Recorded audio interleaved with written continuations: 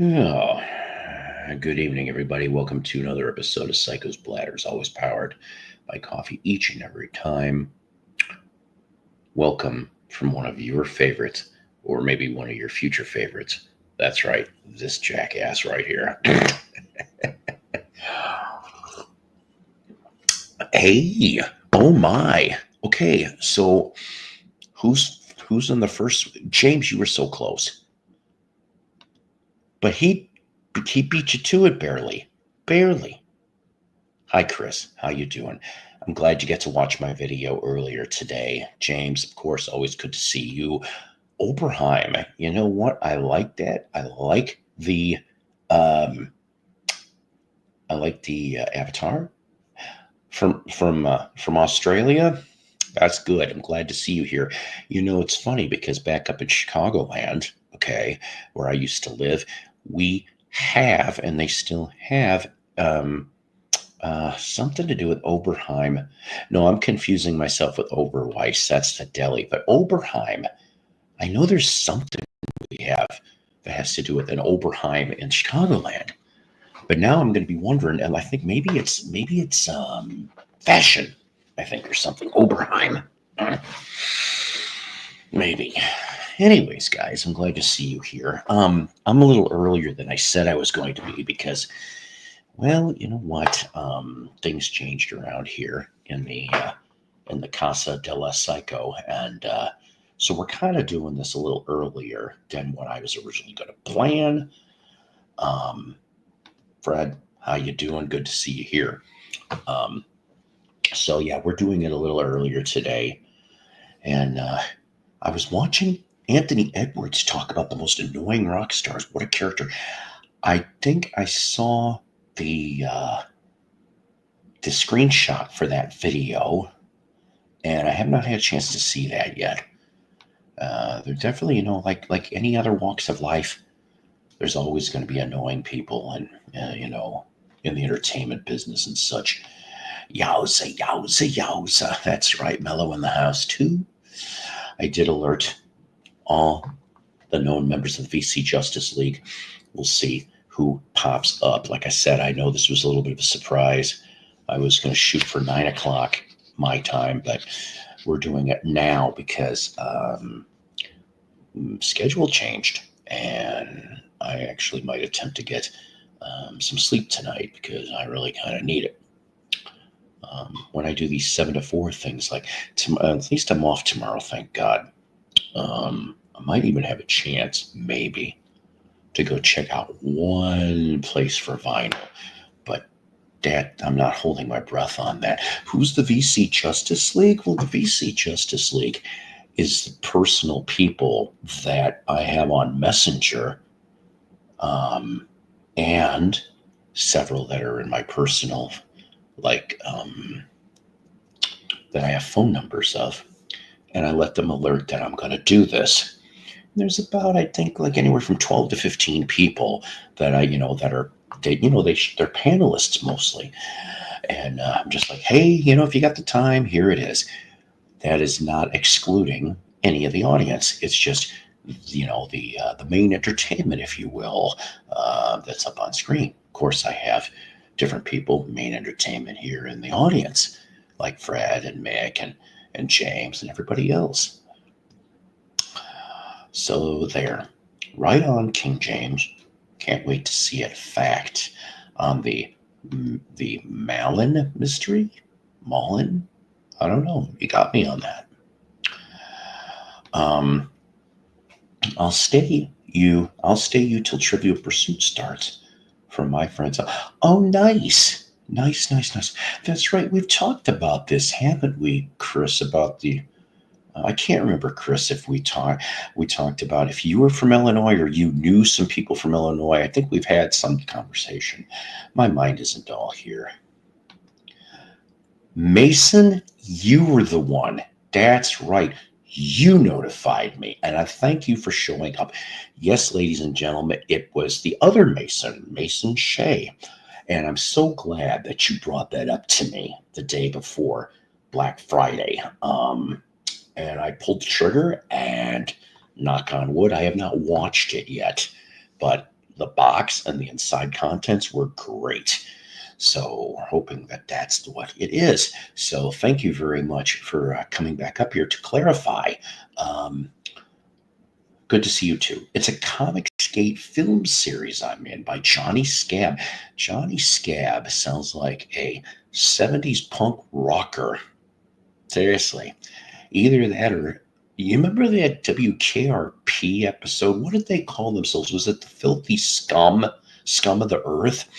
And it really was Detective, the band Detective. Okay, Michael DeBar and company, and they were Scum of the Earth. And it sounds like Johnny Scab could have been in Scum of the Earth.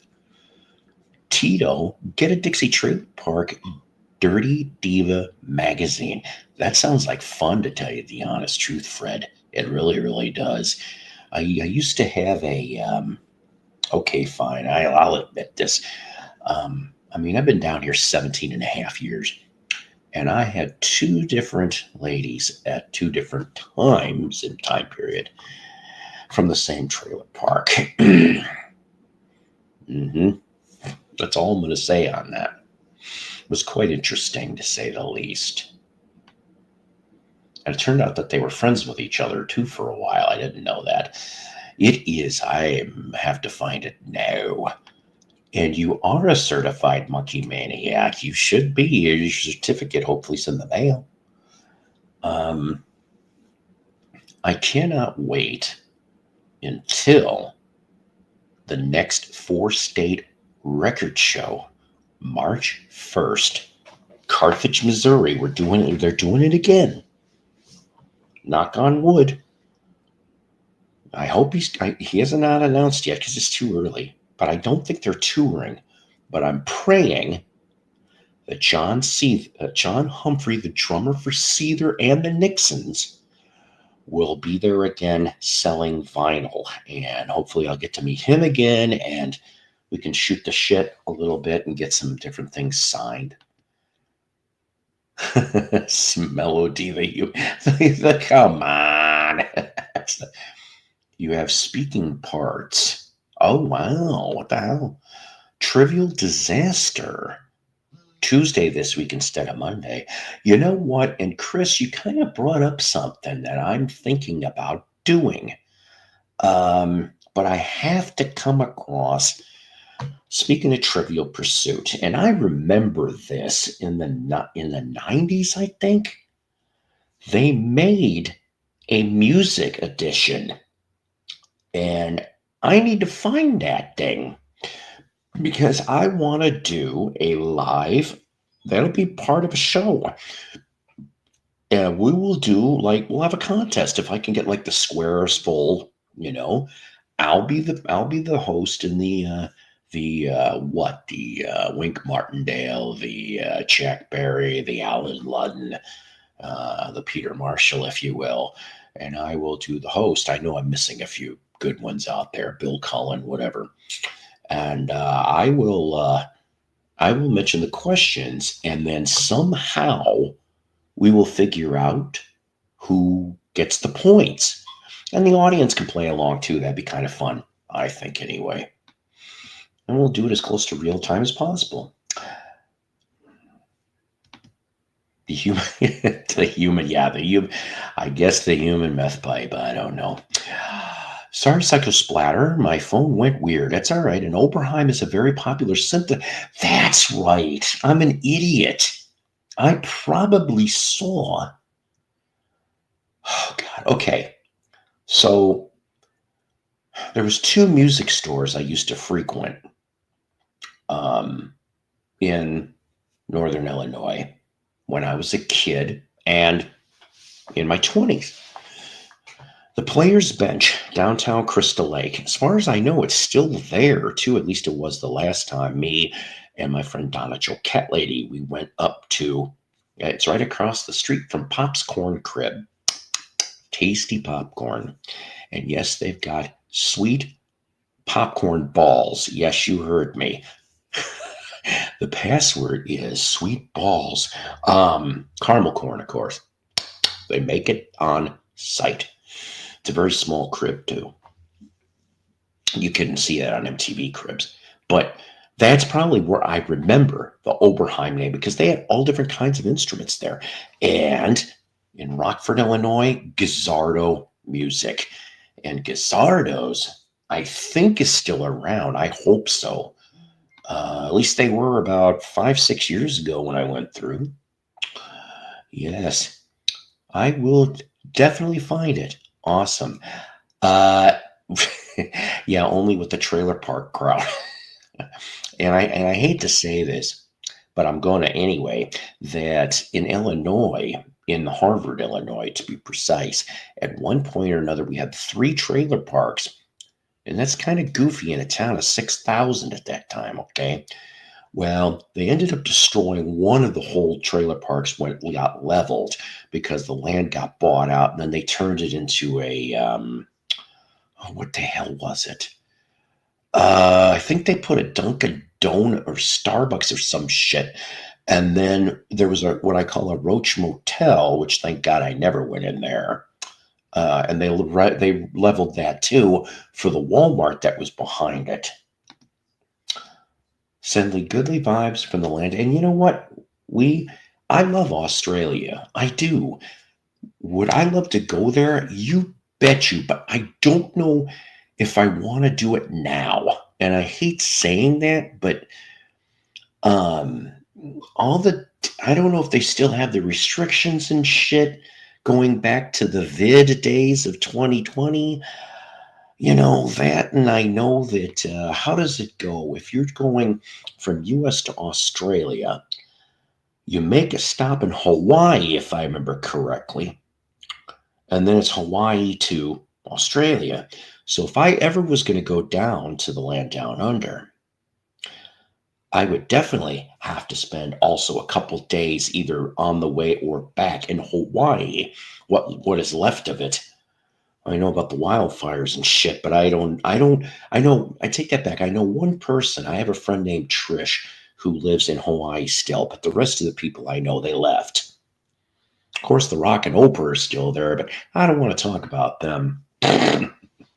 Idiots. Anyways, and when I do get down to Australia, if I ever do, you're damn right I'm going to go visit the record stores. I have to. I have to. Now, if I remember right, and I'm not good on my Australian geography, there's 5 provinces. Am I right on that? Just say yes or no in the comments. Or say wrong, you fucking idiot psycho. Is the beginning of Tom Sawyer in Oberheim? Oh, that's a good question. Is it in Oberheim or in Arp? It's in Oberheim, he says. Cool. Can always tell with the SEM filter. Now I got Tom Sawyer in my head. Today's Tom Sawyer. Oh, yeah, you. I had a guitar pedal that could do an ARP sound. That's pretty damn good. Anyone going to be picking up Genesis the Lamb 50th anniversary? I need to do more research on it, to tell you the honest truth. I need to see if it's because I do have the vinyl. And you know, I think I might even have a CD edition somewhere. But I don't know when that was mastered, you know, the CD remastered. So I just need to see what is on the thing. Is there unreleased stuff? Is there live bonus tracks? Is it worth my picking up?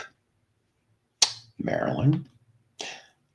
Oh, West Virginia. You want to know something, Chris? I had a lady friend of mine. Oh, God, I know you're up there, Sarah. I know you are. Needless to say, we had a long distance friendship, if you will. And I was going to go see her at one point. She lived in some small ass town.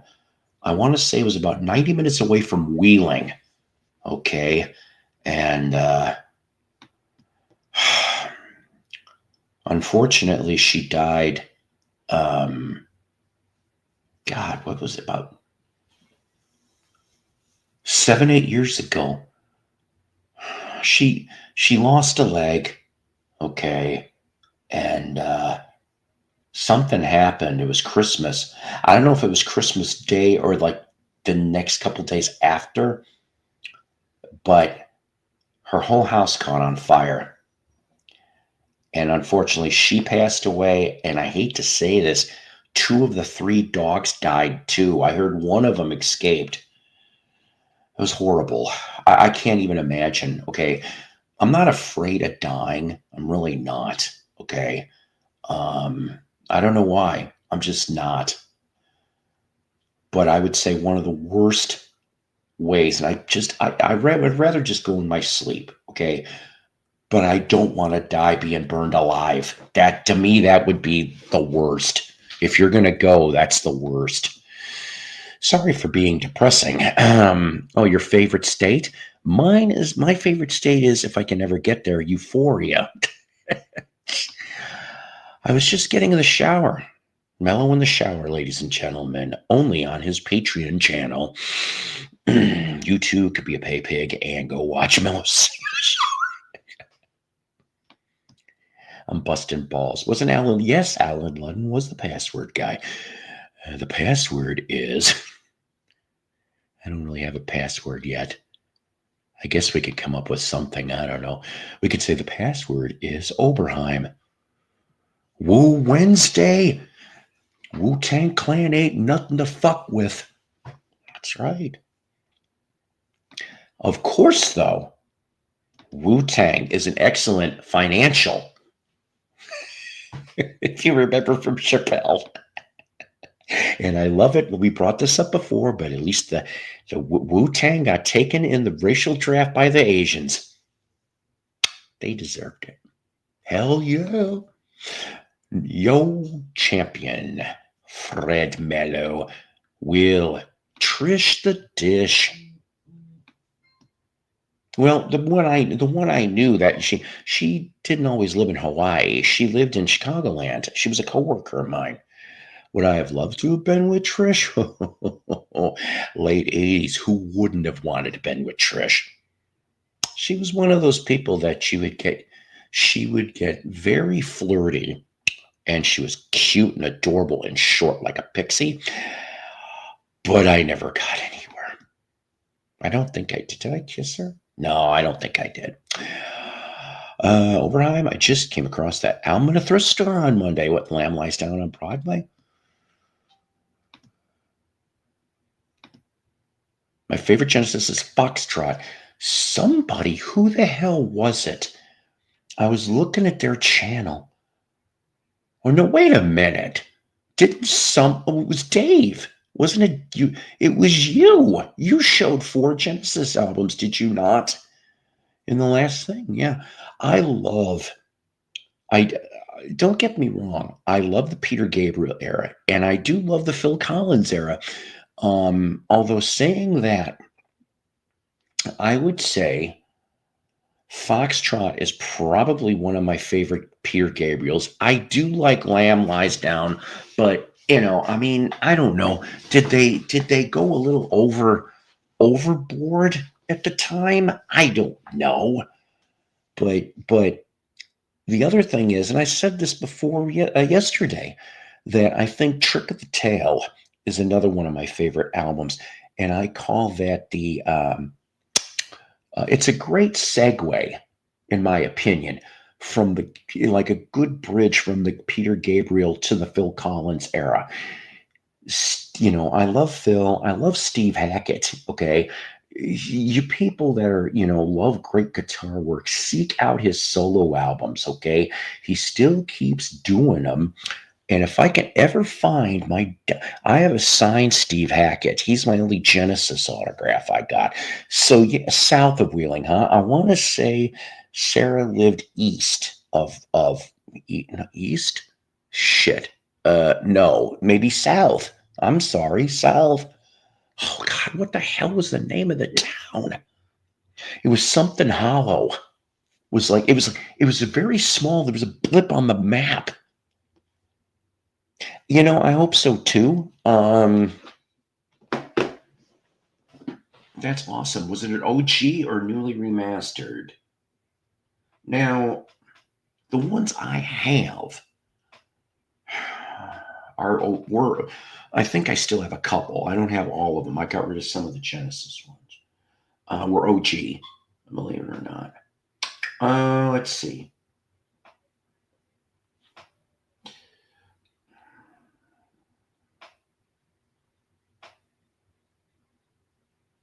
Sorry, hang on. Yeah, I did. I did. She saw it. So whether or not she'll get to it, I have no clue. See that's cool. That's cool. Um, I know West Virginia, from what I'm remembered being told, Wheeling especially was one of the bastions of country music. I said bastions. In other words, it was one of the key fan bases for country western. I used to have some strange album. I don't think I got it anymore. Boone County. Hey, would listen to Seals Cross. You know what? Seals and Cross. My God, that's something I have not listened to in a while. But saying that, has anybody ever heard Typo Negative's cover of Summer Breeze? If you haven't, give it a listen. You know, my late wife, she actually had a Peter Steele moment. Seriously. Whether he's really alive or dead is questionable, but she had a Peter Steele moment back when she lived in it around the Atlanta area. This is before I even knew her, okay? So obviously pre 2009, all right. She originally lived in a town called Quitman, Georgia, I think. And Quitman, Georgia. And so she hung around in Georgia and Florida. And her bestie at the time, or one of her besties, was dating this guy. She explained, very tall dude. And the guy calls, just to ask for so and so. And Jess picks up the phone. And the girl was like, I don't want to talk to him. And she goes, is this the son of a bitch that went and broke you up? She basically, my late wife, just lambastes Peter Steele up and down. This was back, I guess, when he was starting out. I don't know typo history very well, okay? So, yeah, my late wife basically bitched out Peter Steele from Typo Negative back when he was nothing. Overheim, it's on the so yeah, OG, yeah. If you have faith and accept Jesus, you know where you're going. Well, I do have faith, and Jesus is my savior. But I will say this: I'm not going to explain very well here in public. But I am at a crossroads right now. I've kind of did it. I went on a road maybe I shouldn't have, and I'm asking God to help me. It's too hot right now in Australia, mate. Yeah, that's right. I forgot. Yeah, your guys' summers are our winters, which means we would have to show up. How the hell would that work? Uh, June or July? Does that sound right? I don't know. Oh, good, good, good, good. Because I know that they have Australia on lockdown for quite some time during that nonsense. Um, Tyler, how you doing? Came across, yeah, see? Yeah, okay, states, I'm sorry. What did I say? Provinces? I'm not with it. Okay, 6 states and 2 territories. Okay, thank you. See, I need to get bone up. I said bone. I gotta get my Australian things. Selling England by the pound is really good too. Um, I will say this. I know that they were dabbling with um trying to do some material. I know the documentary has all the members, there in the Genesis documentary. I don't know if they ever got released yet.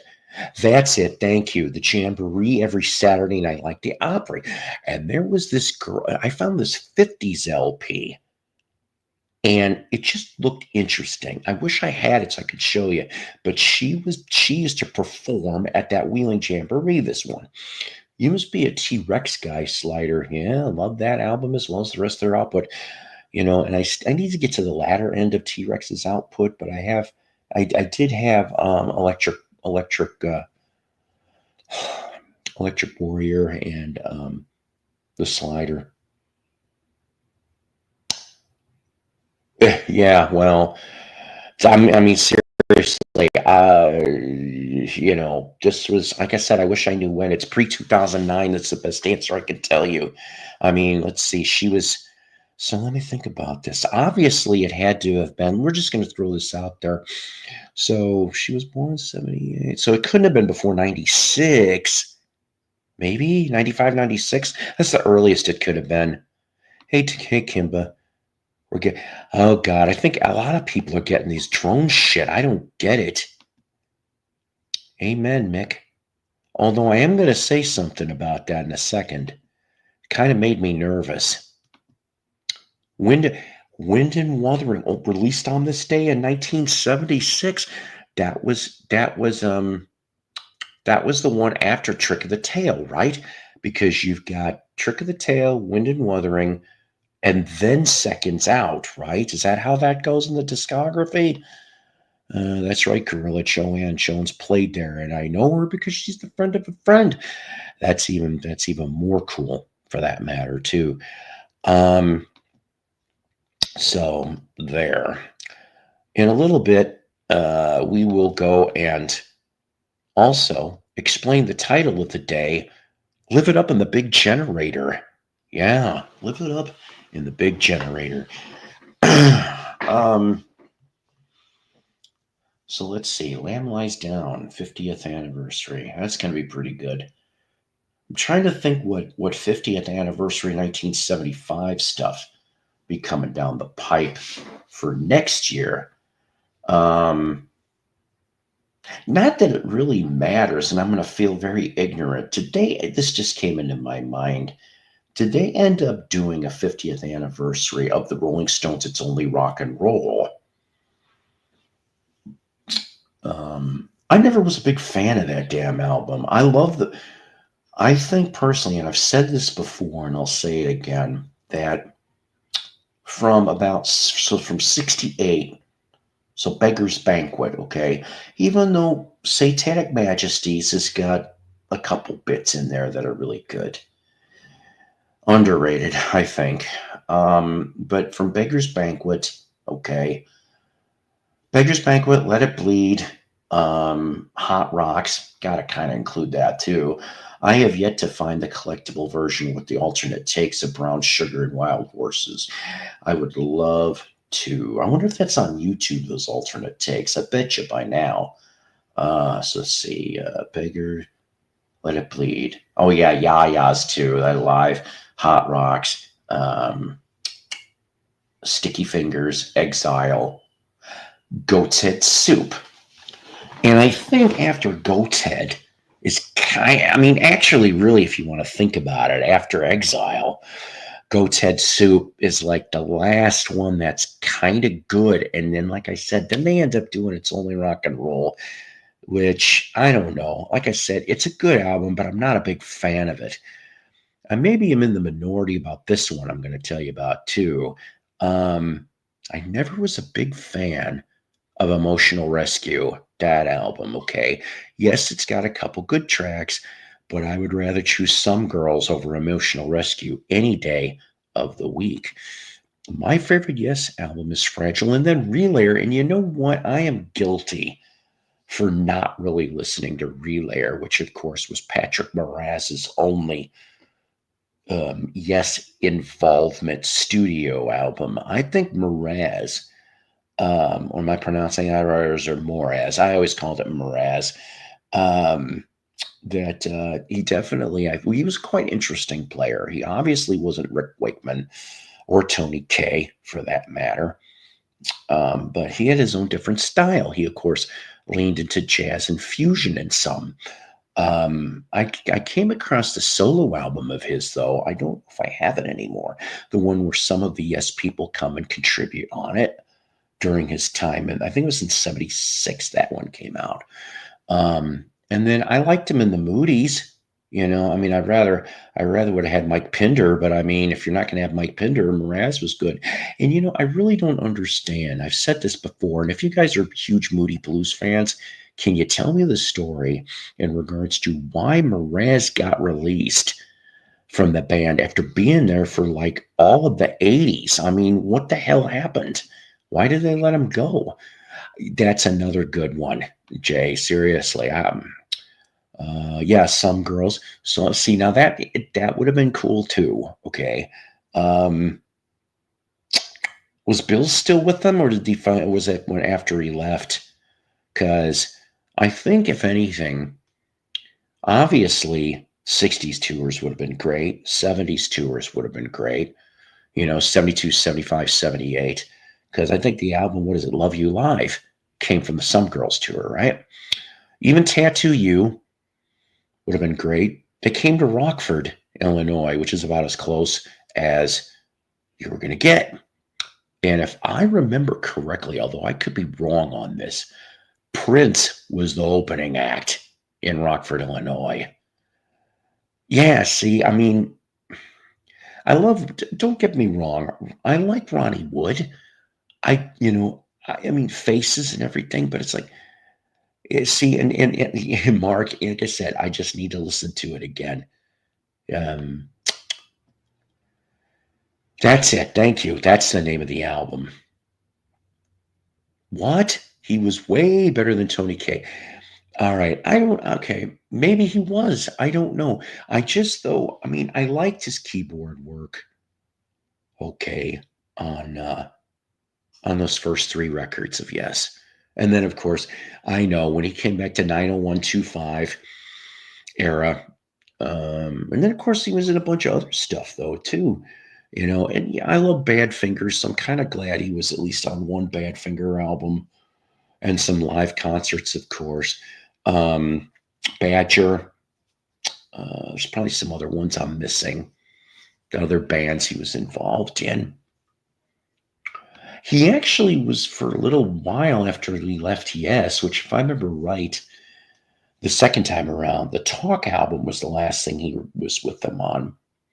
And he ended up going into a very strange band, and it was called Yoso, Yoso.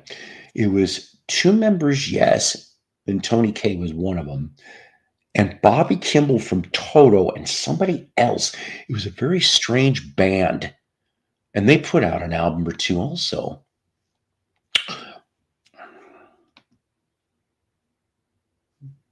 Good day, mate.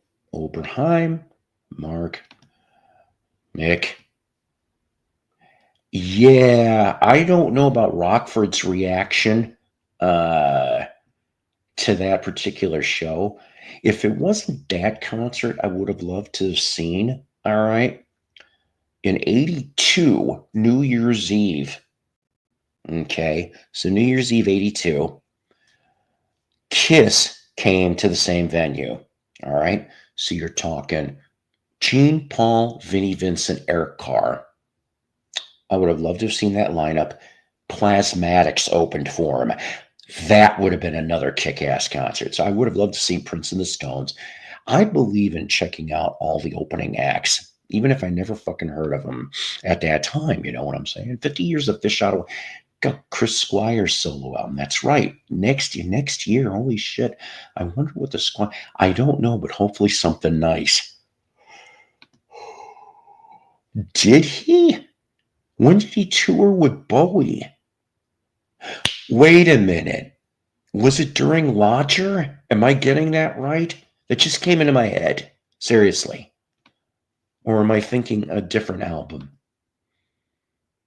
And I'll say this. I had Fish Out of Water, but I never listened to it for some reason. But I know somebody that's got one for sale. So maybe I need to go get it. Okay. So with Badfinger, the album that Tony K is on is the 1981 Say No More. That's the one with the Peter Max cover, right? And Head First LP, I need to I need to double check something on my Amazon, okay? Because deepdiscount.com was telling me they would, it was like a pre-order, but they weren't going to take the money. It was like they were going to notify me, which I'm like, bullshit. I don't want to miss this. So Amazon, which they lowered their price a little bit, which was nice. I think by a couple bucks. And so they almost were as cheap as deep discount. And at least there, I was able to put into the pre-order and got locked in for a sale. Now I'm trying to figure out. I'm hoping, because I know it came out the 13th, right, on Friday. So I'm hoping if I don't get it by, well, I know Christmas. I hope if I get it, hopefully by this coming weekend. Okay. Like I said, I know that from what I'm told, the official Badfinger website people that ordered it, I think are the ones to get it first. Okay. I tried to go through Y&T Records, but they did not have it up on for sale, or I would have gone straight to the thing. Thank you. Okay, Billy Sherwood. I knew there was somebody else involved. Psycho Splatter. I like that. Then after seconds, okay, good. All right, so I did get that right. For once, I learned something. I know you're just kidding. But yeah, Psycho Splatter. That's what happens when Psycho has Taco Bell. Just kidding. Oh God, no, I did the other. Hey, how you doing? Yes, that's right, Paul. As you didn't tell me your name straight away last night, I'm sorry. I'm a jackass. It's Paul. Some people call me Paul. Some people call me Psycho. Some people call me asshole. Doesn't matter. My phone does the well. It's okay. I got one of those phones too. I do. That should be Paul's new nickname. Nope. South. Oh, station to station. Okay, so earlier than that. I don't know why I thought Lodger. Why the hell was I thinking Lodger? I don't know. Station to station, one of David Bowie's best.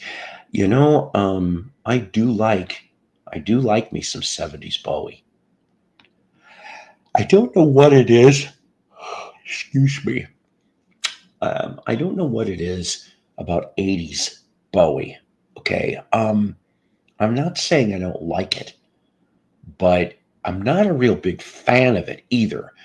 Of course I like, the Let's Dance album.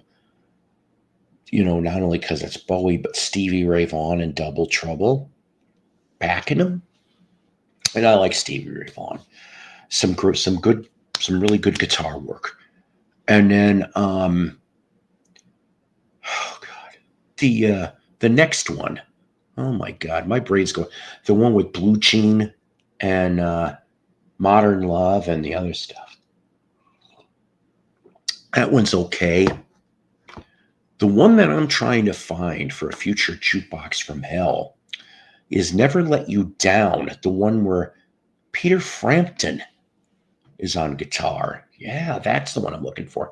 Exactly. And I have scored some great deals, music, vinyl, and CD through deep discount. You can't go wrong with Fish Out of Water. Some of the most amazing. But Squire was a damn excellent bass player. Fact, as Mellow D would say, especially on the song Seven. I am gonna have to get that damn album now. Right. I read that. Oh my God. I wonder, was it Frampton's book or like a Bowie biography? I found that out a long time back. Oh my God. So, all right. I like Ziggy. I do. Aladdin Sane. I can't I can't dig pinups. I tried. I've got I won in a contest a 50th anniversary when that came out, So what would it have been? 2013, 2014? Because I think after Pinups would be Young Americans, right? And I like some of that too. You know, he changes from Ziggy to Thin White Duke persona and does that. And I like probably half of Young Americans. And of course, half of the half John Lennon's on, which helps. And then I know I'm not really answering your question entirely, am I?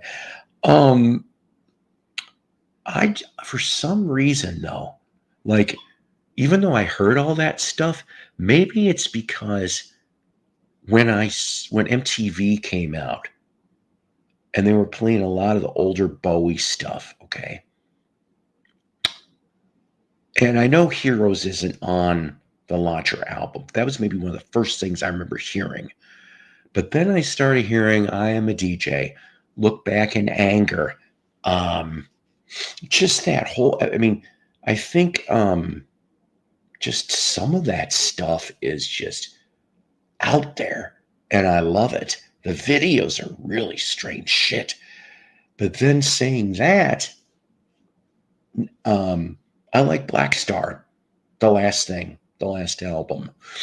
To me, it's jazz tinged Bowie. And I did not expect to really dig that album. I have it. I found it on CD for $1 of all things at Goodwill. And I actually love that. The videos for that are strange too. But I mean, he was known for crazy videos usually. Yeah. That's it. Thank you. Tonight. Yeah, I wasn't a big fan of that. And yes, I heard Never Let Me Down is really bad. I have not listened to it, but that's why I need to get a copy of it for Jukebox from Hell. Ah, that sure felt good as a happy ending at an Asian massage parlor. Fact.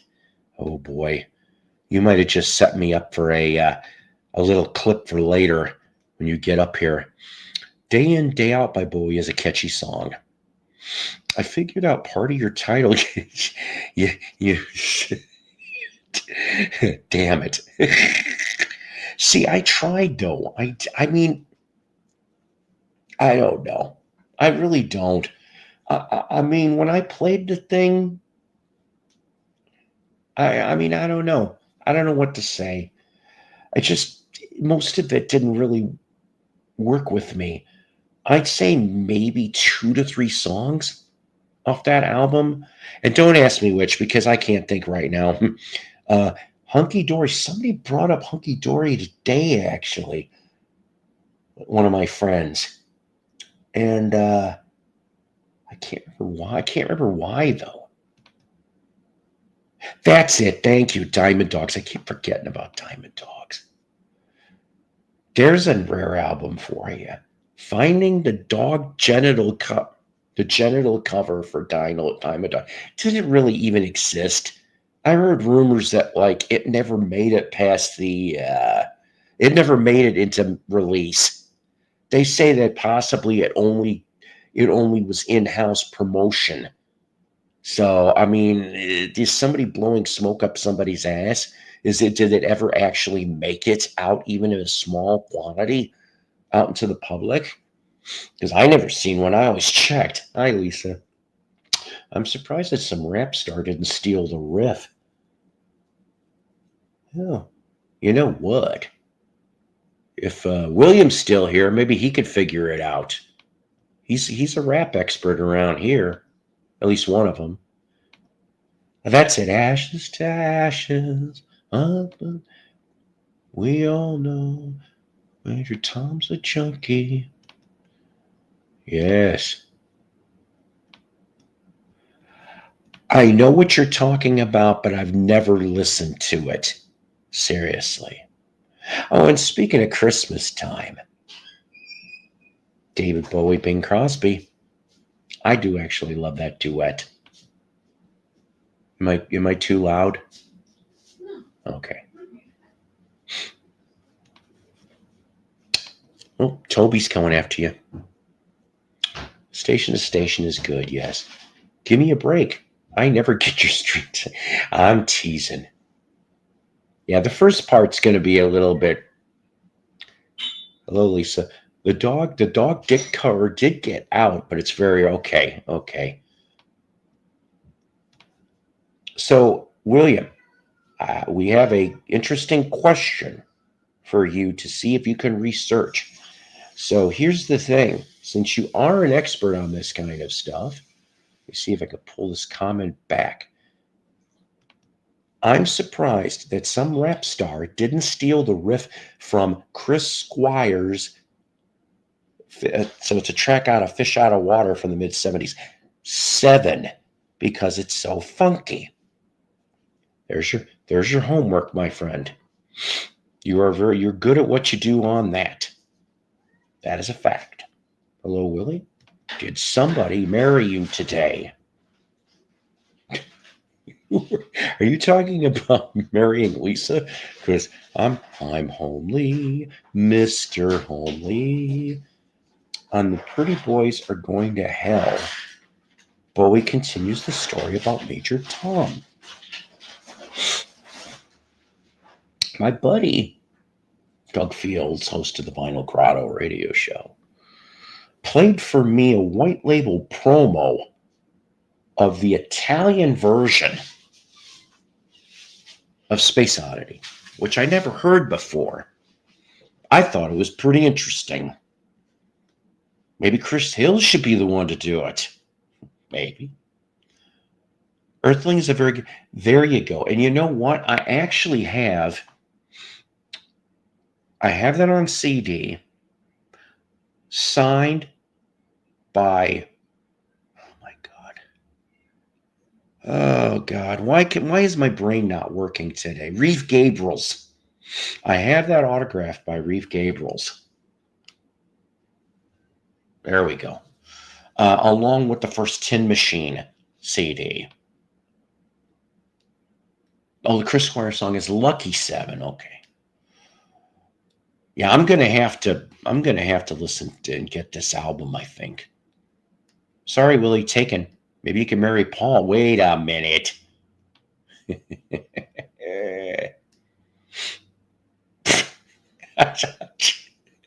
God, you're killing me. Thanks for the correction. Did you like Tin Machine? Yes, the first one. Now, Under the God probably is actually one of my favorites. I just didn't, back then I didn't see that coming. That's what she said. But, David Bowie, Reeve Gabrels, who of course would end up going to, after Tin Machine and working with Bowie, would be the touring guitarist for The Cure for a bunch of years. I know David Donlin, of course, did some Cure shows too. Well, yeah. Well, just wait till you get to be my age, and you're going to find out. Oberheim, do you watch Dr. Mix?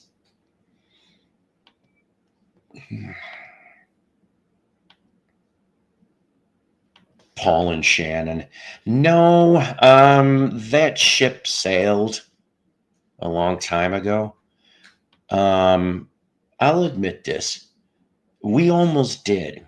We, a couple of years ago, we were considering having a hand binding ceremony. Seriously. Okay? But no, not my wife, not my fiance. She was my girlfriend for a while. And I still care about her and I still love her. Of course I do. 1,000%. James Farley, you bet, mate. So see, James, you can now go after Diamond Dumpling if you care to. Yeah. There you are. I couldn't find your live feed. You have to get your camera, my friend, so that you can come up here. You would make a big addition to the show. Another recent nice addition to the show is Stunty. Can't talk. Today, me and Jose discussed Wyoming Dave's potential as a. Oh, come on. Oh, my. Seriously? Oh, boy. You're killing me. You're killing me, and killing me some more. I can't deal with that today. Not that. That guy's amazing. He did the Kraftwerk Man Machine album. I didn't know that. I have listened to Elias of Songhill, and it has been a long ass time since I played that. That was a good album. You know what, Chris? Give me a second here. I'm gonna go get something. Dwayne, how you doing? Um, I got a new record in the mail. Didn't open it yet. Well, maybe you should open it and show us, show the class to the class. I love Sound of the Galleon. Game of Gruvessa. Kimba. Ladies and gentlemen, a very talented musician. Seriously. I like this guy's work, and I like this guy as a regular human being. I do. Hi, Mark. I haven't seen you up here in ages. Good to have you. Hey, how's it going? I love that this is like unintentionally turned to prog rock to a degree. Yeah, well, I mean, I figured I'd come up for a bit. I got a stream to do later, but I figured I'd say Oh, hi. cool. I didn't have, the last time you guys were up and I was on, I didn't get a chance to come up because it was so late in your stream, anyways. That's right. I remember you Yeah. saying that. David was on then, and I wanted to say hi to him. So What? You know what, you silly man? I don't even have to tell you. Love great music. Like someone said, stunt rock confusion is sophisticated. Well, people can be sophisticated. Not too many in the VC, but sophisticated. Dwayne, Stunty, Mick, Dwayne, Sorrow, see Emily play, Friday on My Mind, pinups. not a pinups guy, eh? I don't like it either too much, but after saying that, I must admit though I have like 10 different variations of that album for some reason. I'm a big collector of Bowie stuff, but saying that I have 10 different pressings: Japanese, German, French pressing, Canadian, US, like it's crazy. So, but that's kind of funny. That's kind of funny that you brought that up in a way. Anderson appears on One King Crimson track. Prince Rupert Awakes. Yeah, interesting. James Farley. Oh, okay. There's another fella, Captain Pitlink, and he breaks down drum machine patterns from songs of yesterday. Yeah, that's a good thing. So, Doug, Final Grotto here, shared with me and I'm not going to get into the whole gist of this, but somehow at one point we talked in a past episode about what is the album that you maybe have the most copies of, okay? And what Doug and what would that be? Kiss Alive 1, the first Kiss Alive. I got like 19 variations of that. Good God, there's that much? There's okay. I do a Kiss podcast with the Kiss FAQ, it's called, and the guy who hosts I know Kiss FAQ. I didn't know that. Okay, I'm one of the co-hosts. So the guy who runs it, Julian, he actually has the most variations I've ever seen. I actually bought his Norway copy and a bunch of them. He had 132 different variations of Kiss Alive. So there's a lot. My God. Oh God, that's crazy stuff. I did not realize that there was, the one that I'm looking for. I don't think I'll ever damn find it, as goofy as it sounds.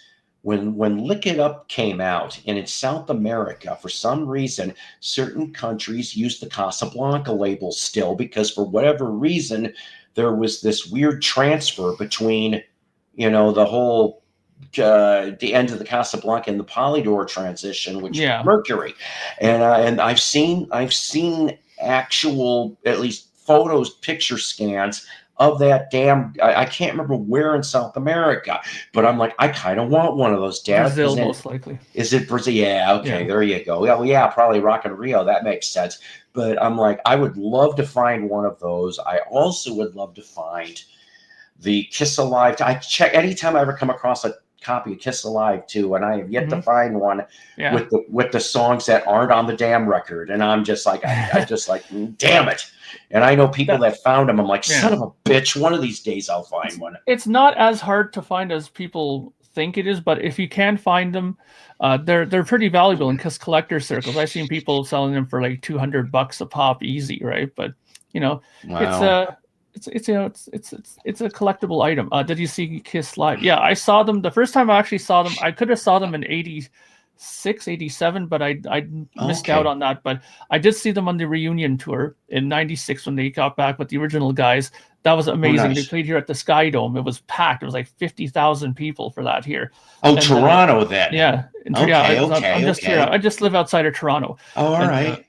And I have seen them ever since then. Like every time they went on tour, I pretty much saw Kiss whenever they went by Toronto or Hamilton. So I've seen them about, I don't know, maybe 10 times, and since they were reformed in 96, so to speak. Well, you had me beat. I only saw them 4, and that was 90, Alpine Valley, Wisconsin. Nice. The Greatest Show on Earth, when they had Winger, Faster Pussycat, Slaughter, and my mind is a little messy, but I think Enough's Enough even opened that whole thing too. So that one with the Sphinx and the laser eyes, I'm like, oh my god, that was crazy. And thank God I got to see that tour, because it's the only time I got to see Eric play drums. I was like, damn it, I didn't expect him to go. Within a year, he's gone. So 90. And then I hate to admit this, 98. So you're talking Psycho Circus tour. That was good too. That one was good actually. Some people bust balls on that. I'm like, well, hold on a minute. They did a damn good job on that one, I thought anyway. Okay, and I was upper balcony, Gene's side of the stage, and they had a weird ass band I never heard of, called Econoline Crush. Okay. They're Canadian. Yes, and they only made 1 or 2 albums, and then that was the end of them. And they played okay, but I mean, a lot of the fans were like stirring up, because they're like, we don't want to hear this shit. The next date, which was Madison, Wisconsin, they were going to flip, and it was going to be Collective Soul was going to be the opener. I'm like, son of a bitch, why couldn't it make a? But I digress. So they showed all the video elements, but I remember when they were talking, what was it, on Fox? I think I saw them first on TV. They're showing all the things. By the time, I think they only lasted like 10 tour dates because it kept costing them money. So they ended up dropping most of that, but at least they kept the video elements. I still have my 3D glasses somewhere from that tour. And I thought it was, and I have the tour book too. And so, and I have a tour shirt that I got from a buddy of mine that was there later. Now, so then 2000.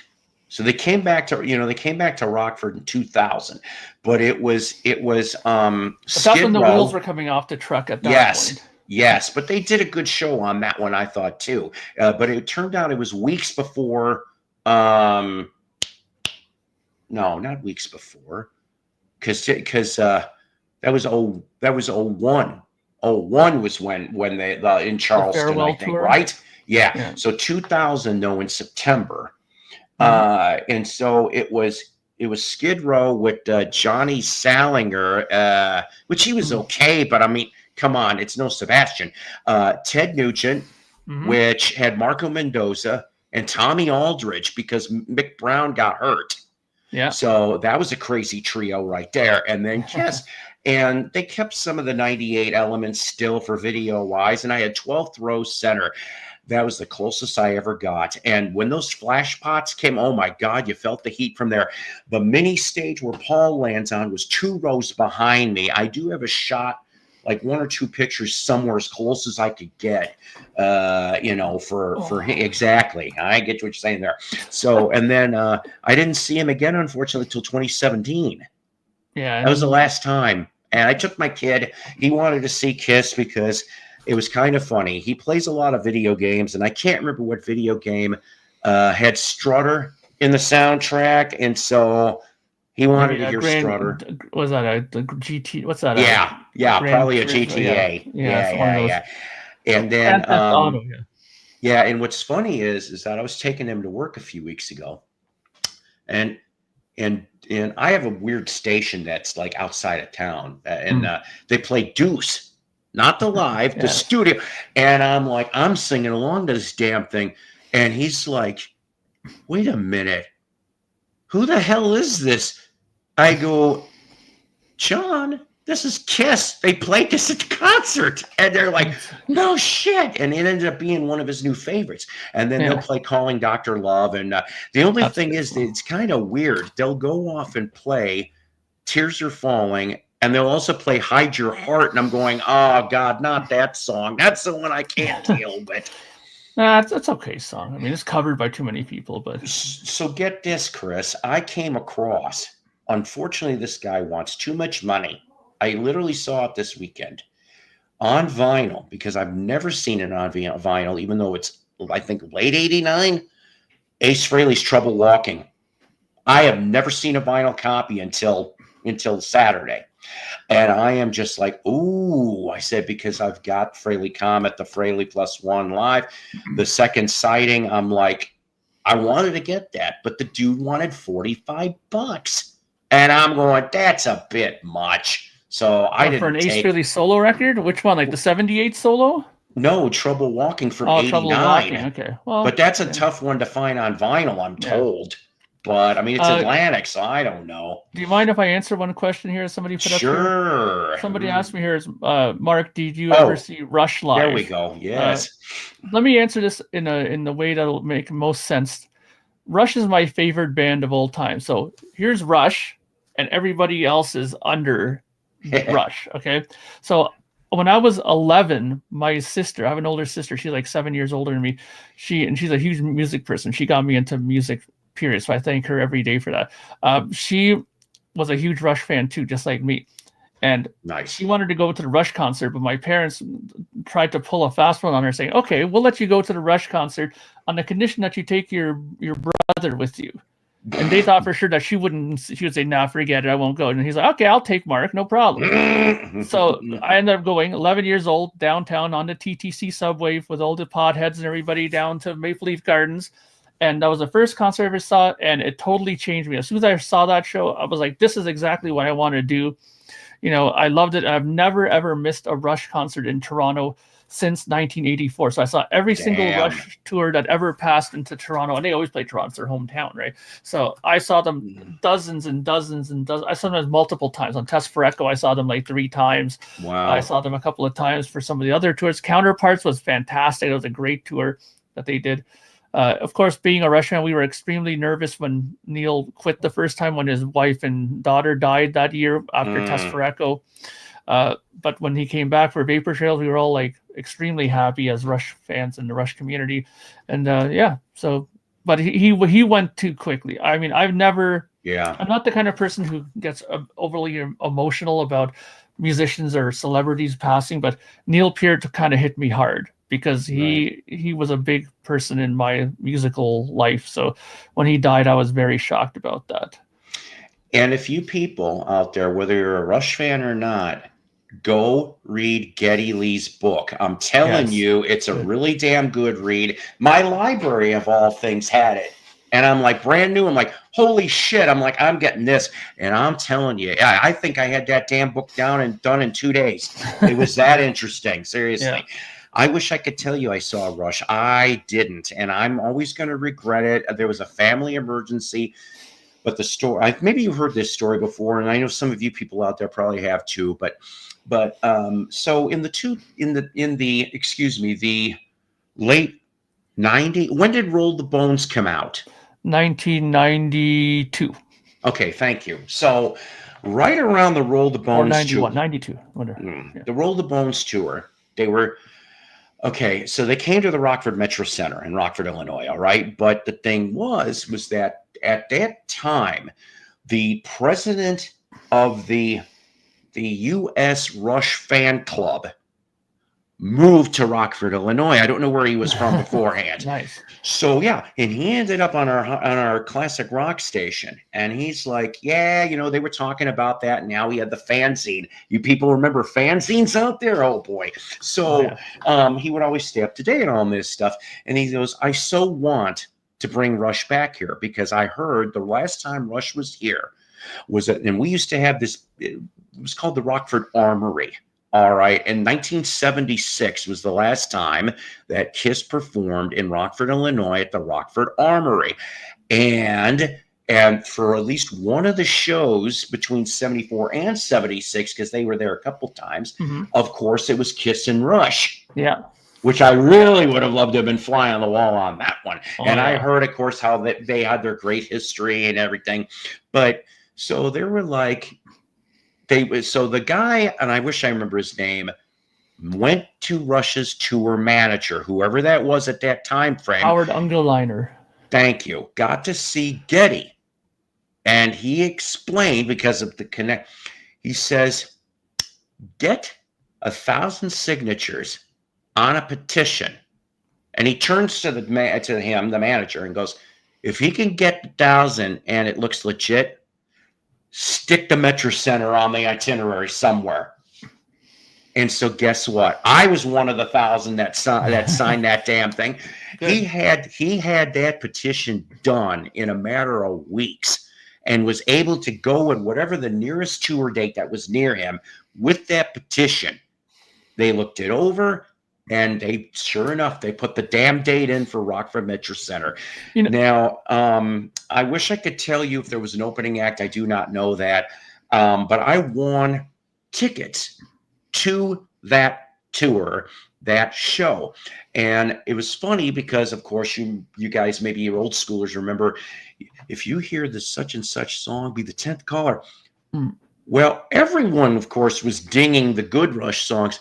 And what I mean by that is the more memorable Rush songs that maybe you're not even a Rush fan and you'd be able to pick it up. But I heard the beginning sounds and I'm going, holy shit. And I'm like, I was 6 out of 10 of the winners. Well, the people calling. And he goes, you're calling number 10. Who is this? And I blurted it out. So you want to know the song they played? This is too funny to me. The Trees. Yeah. They played The Trees, and I'm like, I shouldn't even have known. But I did. What's funny, though? You know what's funny though, Paul? You mentioned this kind of petition thing.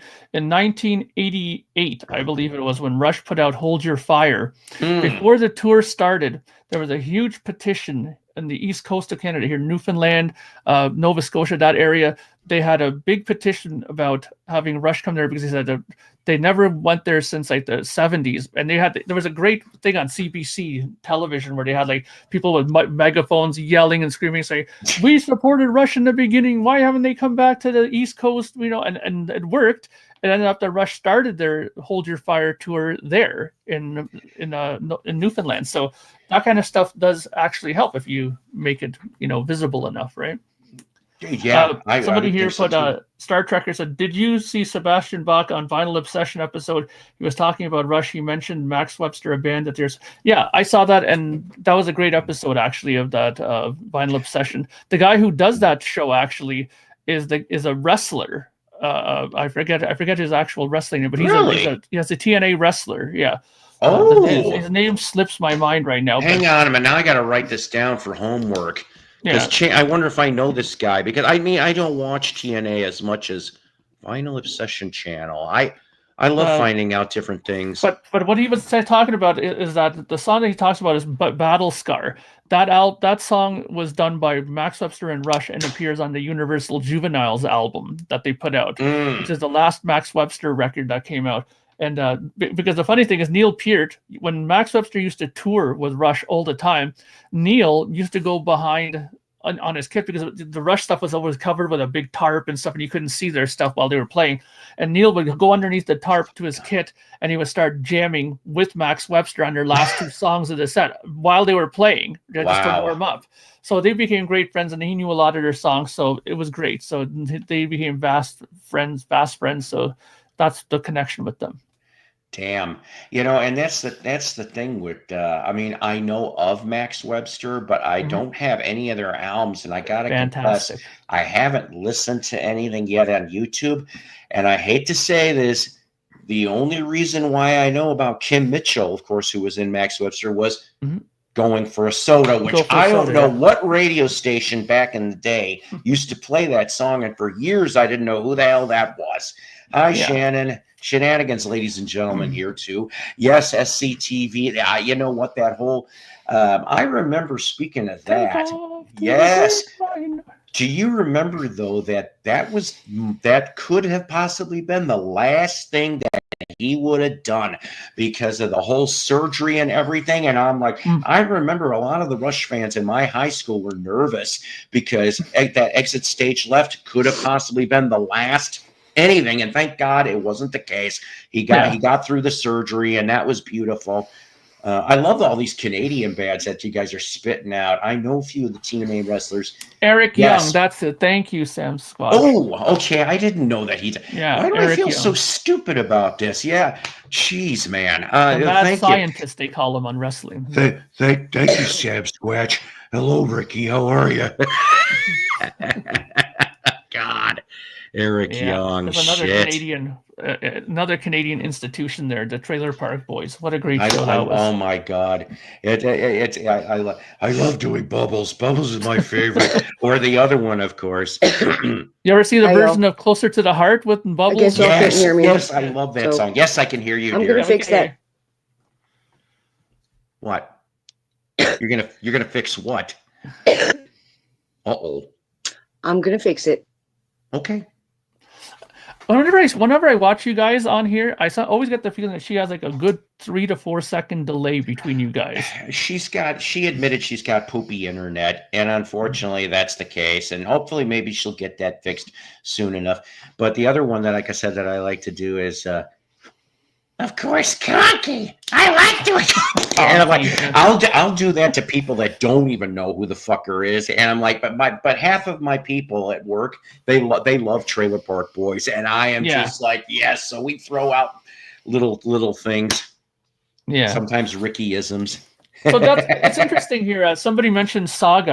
Are you familiar with them? Yes. Now I gotta confess, they only did 2 albums that hit in the U.S. and of course the one with On the Loose was I love On the Loose. That was like the first.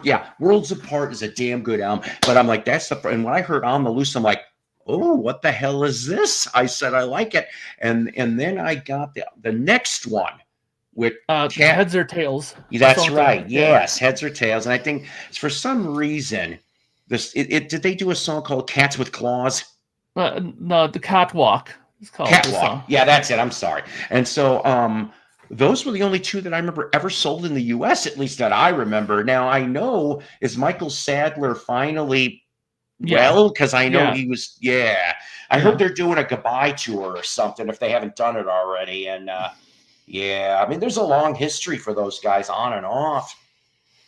Yeah, well, those guys they're huge in Germany and in Europe, so they they pretty much had their whole career after that American flash there in Europe, and I mean they've been able to keep a career going, and that's great. You know, Geddy Lee was also part of about this, but I never heard the song. Yeah, Tears. Yeah, he did like a little part of that. Yeah, he was good on Trailer Park Boys. Yeah. Going on and on with oh God, yeah. Oh, hello, man. Dan. I do love all this Canuck talk. I will tell you that. Yeah, well, I mean, you know, Canada kind of gets overlooked with a lot of stuff. I mean, we even have bands like it's not fair. You know, Triumph. Great. I love those guys. You know, one of my favorite records is actually what is it that they're Never Surrender, Allied Forces. You know, Thunder 7. I had the pleasure of seeing Rick Emmett live. That's it. I didn't see Triumph, but I'm glad I have a signed. I think Thunder 7. I've got an autographed Thunder 7, and then I have whatever his newest CD was at the time. I got him to sign that too. So very nice gentleman. I would love to see him again. I would. He's fantastic. Yes. I'm trying to think. I know that I'm probably overlooking a bunch right now, but I'm not all in the noggin right now. But yeah, there's a lot of killer bands from up there. I mean, but you're right. They do get overlooked. Well, let's see. Somebody brought up April Wine the Killer Dwarfs. Oh my God. You know, they only ever had one song that got played and down here anyway, or should I say, let me guess. Keep the Spirit Alive. Is that the one? Actually, no. Oh, really? No, it wasn't. We Stand Alone. Oh, We Stand Alone. Okay, that's Yeah. a great song. Yeah. And so there used to be this small, I don't know if I want to call it a low power station. I've brought this up before in the past, but the call letters, I remember it like it was yesterday. WVVX, Highland Park, Chicago. That's what it was called. Now there was one guy that broke out of that. And the DJ's name was Scott Loftus. Now, I cannot remember where, but he went to Bigger Market at the time afterwards. But he got, the VVX station was kind of weird. So it was polka music from 6 in the morning to Really? 6 at night. 6 at night, you would hear beginning of a polka record, and then you'd hear time to rip the knob off. It's WVVX. We kick ass. And I'm going, holy shit. And I'm like, I fell in love. I felt for 6 to midnight, they would play all heavy metal, all hair metal. And that's how I found out about Killer Dwarfs and a lot of these other bands that I never heard of until that station. And I was just like, once again, I was one of those weirdos, like I did with MTV when I'd watch the videos and write a notebook. I'm sitting there going, okay, I like this song, this song, this song. Oh my God, my never-ending playlist. Shit. What radio station was that? Well, this was back up in Illinois, dear. It was called WVVX.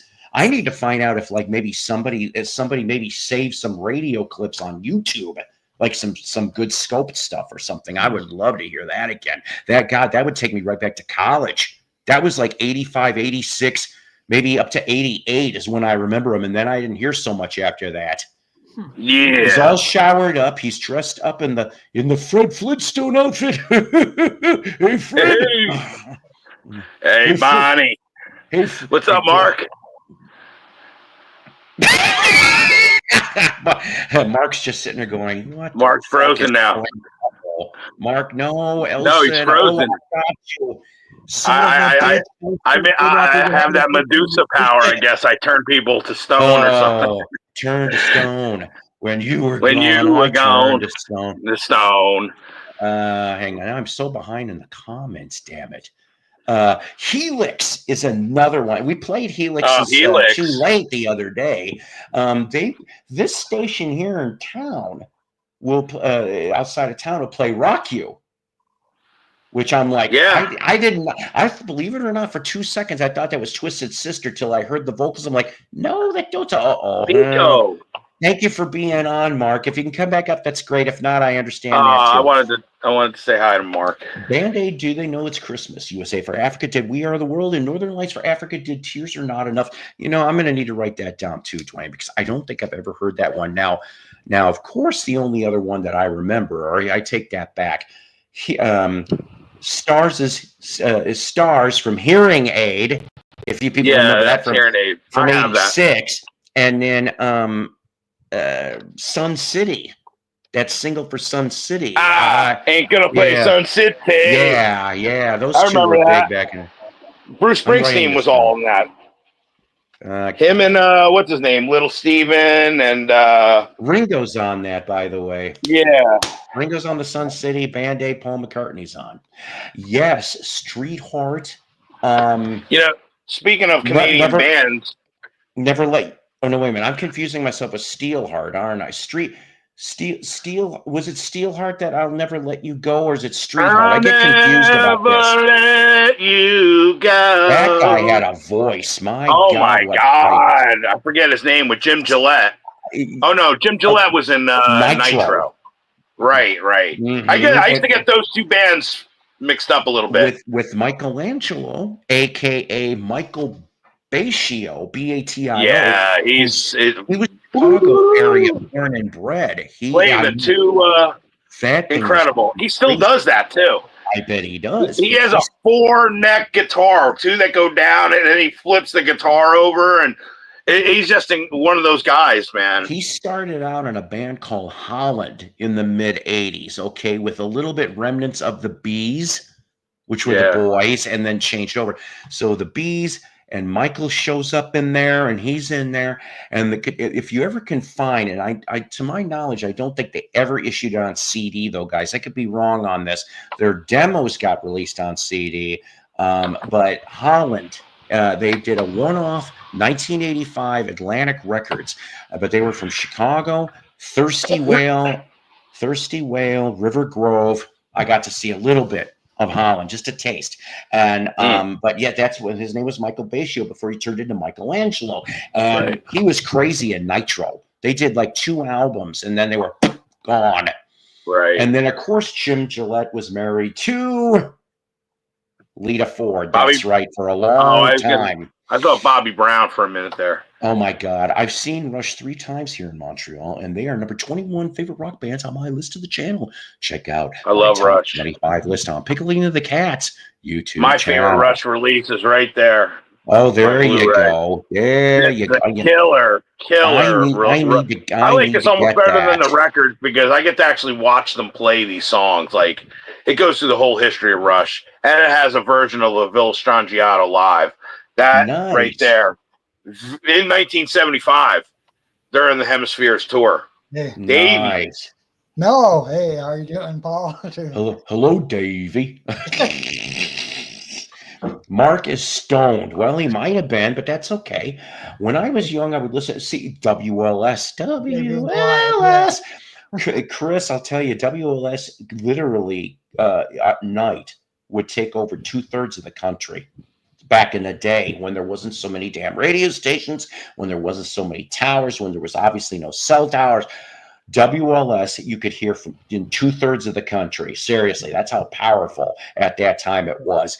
And I was so blessed, of course, to live only 45 minutes away, I think 45-minute drive, maybe an hour from Chicago.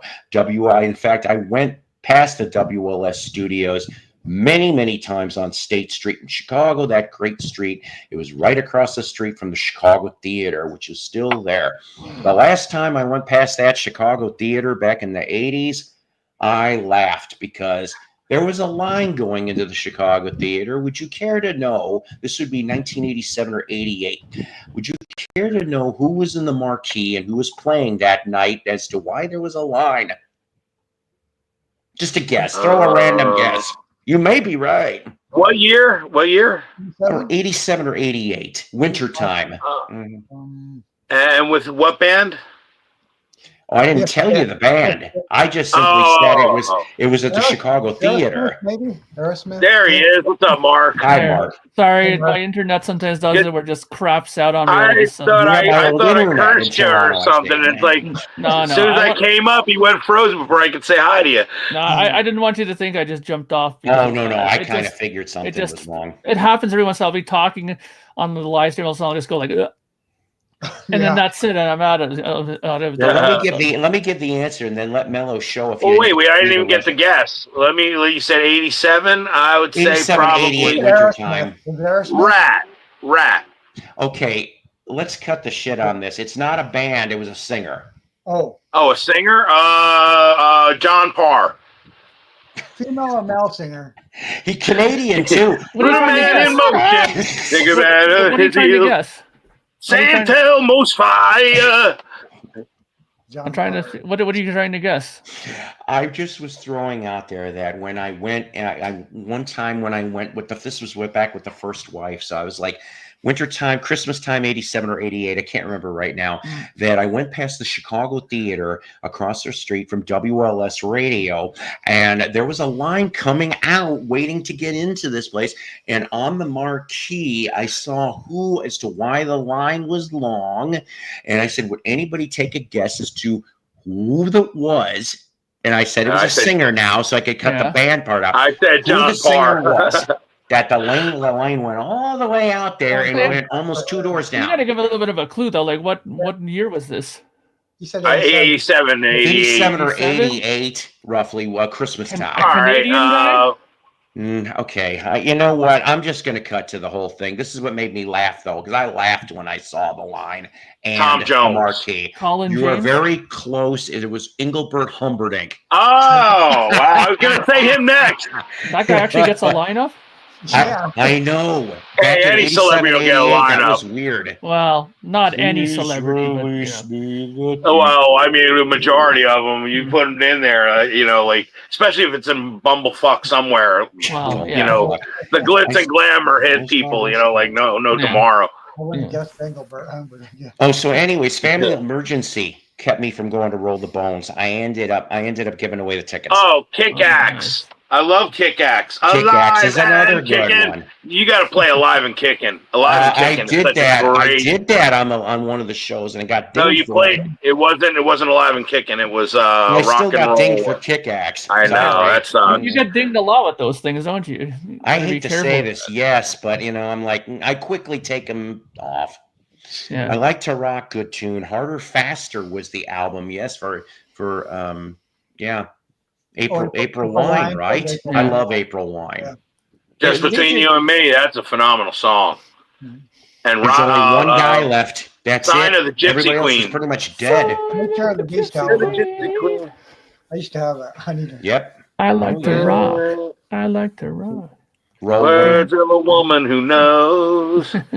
Colin James is originally from Saskatchewan. The Sheepdogs are from Saskatchewan. White Mouth Mason. Mason, yeah. Never heard of that one. You got me on. All right, I got to write that too down. Boy, I'm gonna have a lot of homework, aren't I? That's what Colin James wasn't. Yeah, Colin James. I'm thinking. Wasn't he in? Who's the guy who's in Men at Work? Colin Hay. Colin Hay. That's who I was thinking of. I'm sorry. Which, by the way, for some reason, I remember tripping on Hey, this. Will's Rush Page. How you doing, dude? There is a tour coming. I guess not to me, unfortunately. That's my favorite Rush there, Mark. It's Toto. Oh yeah. With I love that. Do you got that? Oh yeah. I got it the day. I love this. Yeah, me too. I had to get that. With fuck off. Men at Work, which is only Colin Hay, with a bunch of other people, and Christopher Cross. What a strange triple bill. Christopher Cross. Wow. Yes. So I saw one year in 85, 86 at Great Adventure. Two-band bill. Oh my God! Great.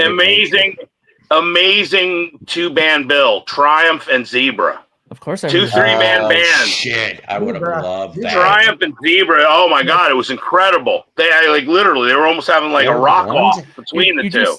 You just scooted by a great band there. Oh shit! Hang on a minute. Annihilator. Annihilator. Oh, they're good. Yeah. I got so much homework here today. Yeah, they're metal, man. They're real metal. The first two albums are definitely worth grabbing. They're really good. So we got who's Core Blonde?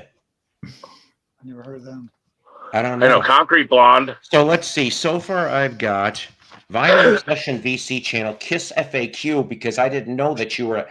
And this is funny because I've brought this other gentleman up before too, but an occasional third co-host for Kiss My Wax, which is John Humphrey of Seether. Yeah. I get slightly chit chatty with him, and hopefully he's going to be a future interview guest on this program. Yeah, John Humphrey, especially about Kiss stuff. We have to every time. The last couple of times, that's all we've talked about is Kiss and Seether. And I saw Kiss 6 times. I saw them 1977 Madison Square Garden. This is the I saw them 1984 Animalized tour. This is the Asylum tour. That's my favorite non-makeup album. Is Asylum. Yeah. Incredible. This is an incredible tour. Then I saw them with the Egypt Head one. The Hot in the Shade. Yeah, Hot in the Shade. Then I saw them. Very good. I saw them in '97 with the reunion tour. Mm-hmm. That was the best one. Well, '77, I was too young to really take it all in. That was like Alive too. That's what she said. Listen, James Farley's asking, did you do the overdubs for the Malin Mysteries this week? Yes, I did. I did. I can't wait. If you guys check out Johnny Scab's channel, he has a show called. He has a series from Comicsgate with Ethan Van Sciver and John Malin and Shane Davis, and that's why it's called the Malin Mysteries. And he takes these guys and put them on an adventure, and they put me in the show as a musical bard. I'm a musical bard. Oh, speaking of Guess Who, I saw them too at Great Adventure and got to meet them. Okay, but this was the 1985 version. 95. So that'd be Jim Cale, Gary Peterson, and whoever the hell else they had. No Hurtin Burton on that?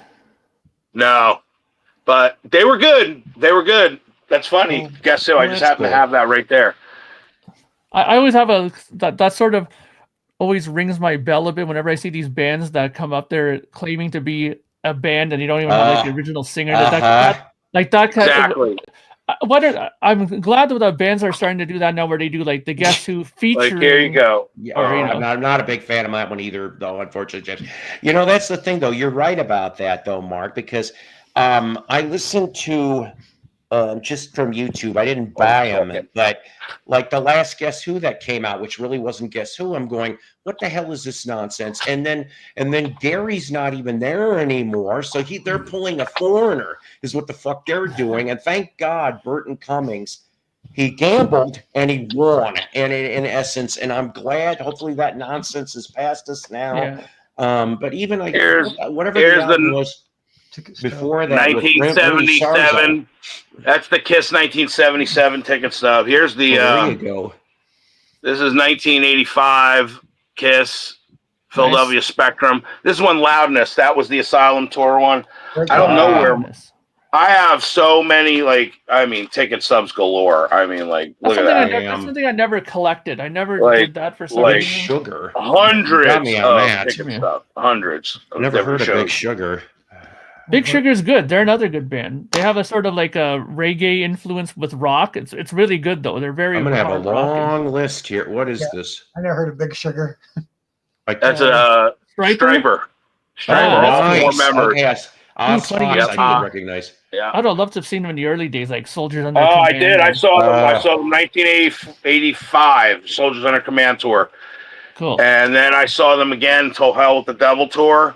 And then I saw them again with In God We Trust tour. Mm-hmm.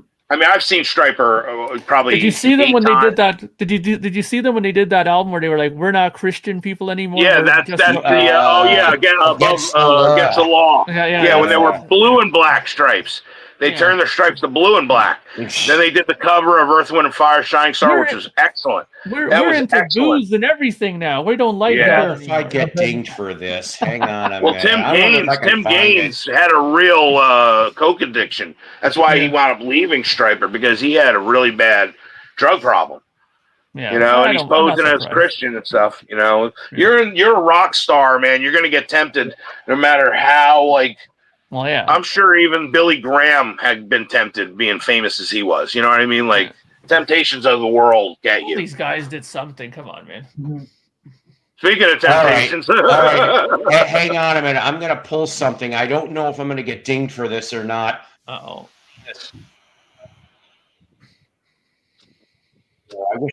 What are we going to watch? And I got to say, my favorite Kiss era is from 79 to 82. Literally, The Creatures of the Night, Elder, and back to Dynasty. That is my favorite era. That's Elder cool. Is my favorite record. I mean, of the whole career. I can't stand that album. I love it. I just absolutely love it. It's just so wrong for Kiss. The only problem is Paul singing, doing the super high falsetto-y kind of if he would have just sang, "I'm just a boy," in that kind of thing, it wouldn't have been as made fun of. That's the only problem. Not good. Oh, here we go. My new album, Against the Law, it's Lightfoot. Oh, yeah. I have this on video somewhere. I saw this. I remember this. I watched this live when it happened. Us Striper fans were very aware when they were going to make an appearance or something. Oz Fox, I love that guy. I love that guy. I got to meet him at the Boston reunion when Michael Sweet was singing for Boston. Oz Fox was just hanging around at the end of the show, and I just happened to walk into him. I go, Oz Fox, and I took a picture with him. I got to dig it out. That's true. That was in 2007. And then I even went to their Striper Fest that they had in 2000, where it was a reunion they did, and it was a convention at the Meadowlands. Probably, unfortunately, Randy. I even have one of their Bibles that they threw out back in the 80s. I have one of them. Did you notice? You gotta love the offstage keyboard player. Yeah, I know. Right Say underneath no where it more says yellow open. and black. It was all blue. I'm surprised that's black and white, but it was usually blue and black. Yeah, if you watch when they zoom over to the side where Oz is, you see that it'll say open up on the wall there, and right underneath that is the hidden keyboard guy Right. on the other side there. Yeah, right there. See him? Yeah. Yeah. Yeah, right. Anyways, you get a taste of that, so there you go. That was a great version they did, I will admit. Rick Dees. I don't know who the hell thought he could have a TV show, but anyways, that was his show. Hey Paul, I wanted to ask Mark something. You never were a fan of a Bachman Turner Overdrive at all, huh?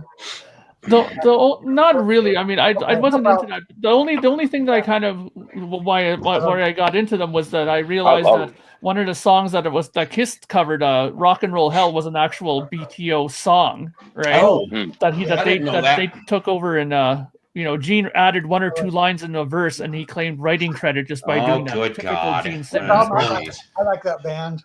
That's cool. I mean, it just wasn't in my wheelhouse at that time when I was with my friends. We were all into like Megadeth and a lot of heavy stuff. Yeah. And, we weren't into like BTO and that stuff until And Mark, I got two Triumph albums so far. Oh, nice. That's a great album. You know how hard Great album. Oh man, that's a great album. This album.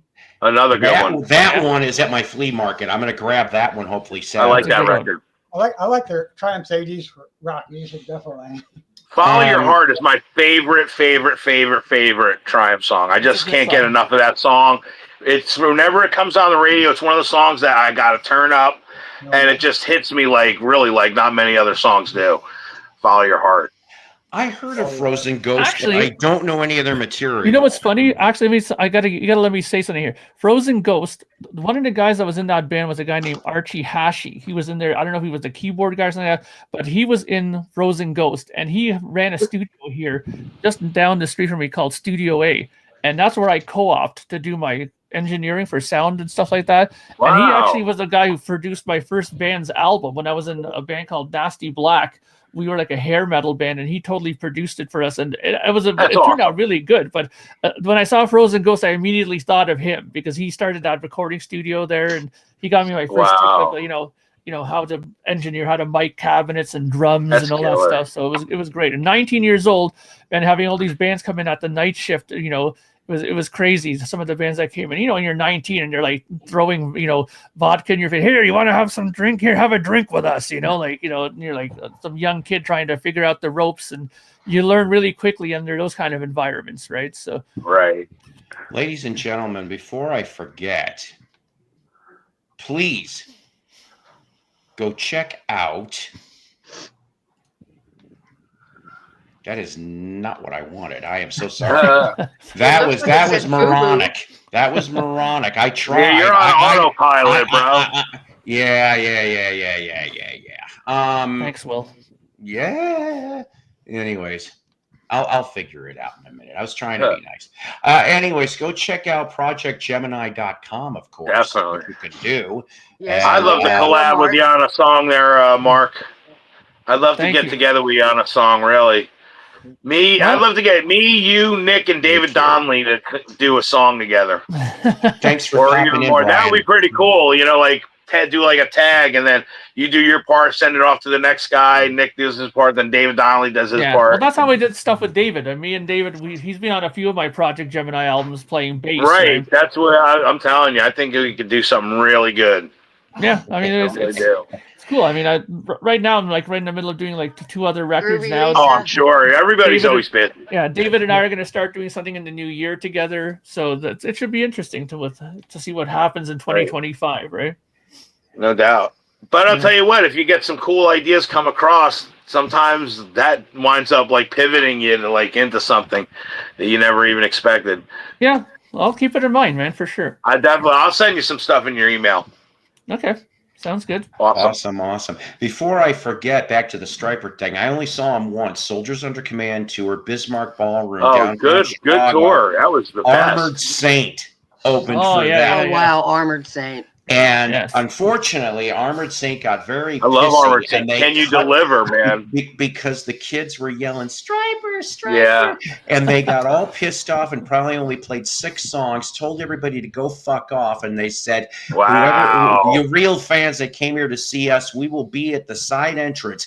We will stick around, All take right. pictures, sign autographs, everything as Round much as kick you the will. round He cam. goes, the rest of you can go fuck yourselves. I'm like, wow. Wow. But I did get to John see Bush those is, half a dozen songs, and they were good. John Bush They is really were. hardcore, man. Did they do Can You Deliver? Because that was like their big hit then. Probably. I think we're talking spring '86. That's when I saw We them. want Yeah, Beetle they Man. had it out by then. When I saw them, it was Tease, the band Tease from Philadelphia. And then they turned into the band Rough House when they got signed to a major label. Okay, And, wait 1 second. Tease was a great band. They were phenomenal, actually. They were Okay, really good. Paul, 1 second. Yes, sir. I have to jump off because I have to get ready soon for some of my other stuff. But I wanted to say hi and Understood. bye before I. Hey, listen, God thank bless you you, for Mark. coming on here. You Ron. taught us some things, and I got it. No doubt. And along with other audience members, we got.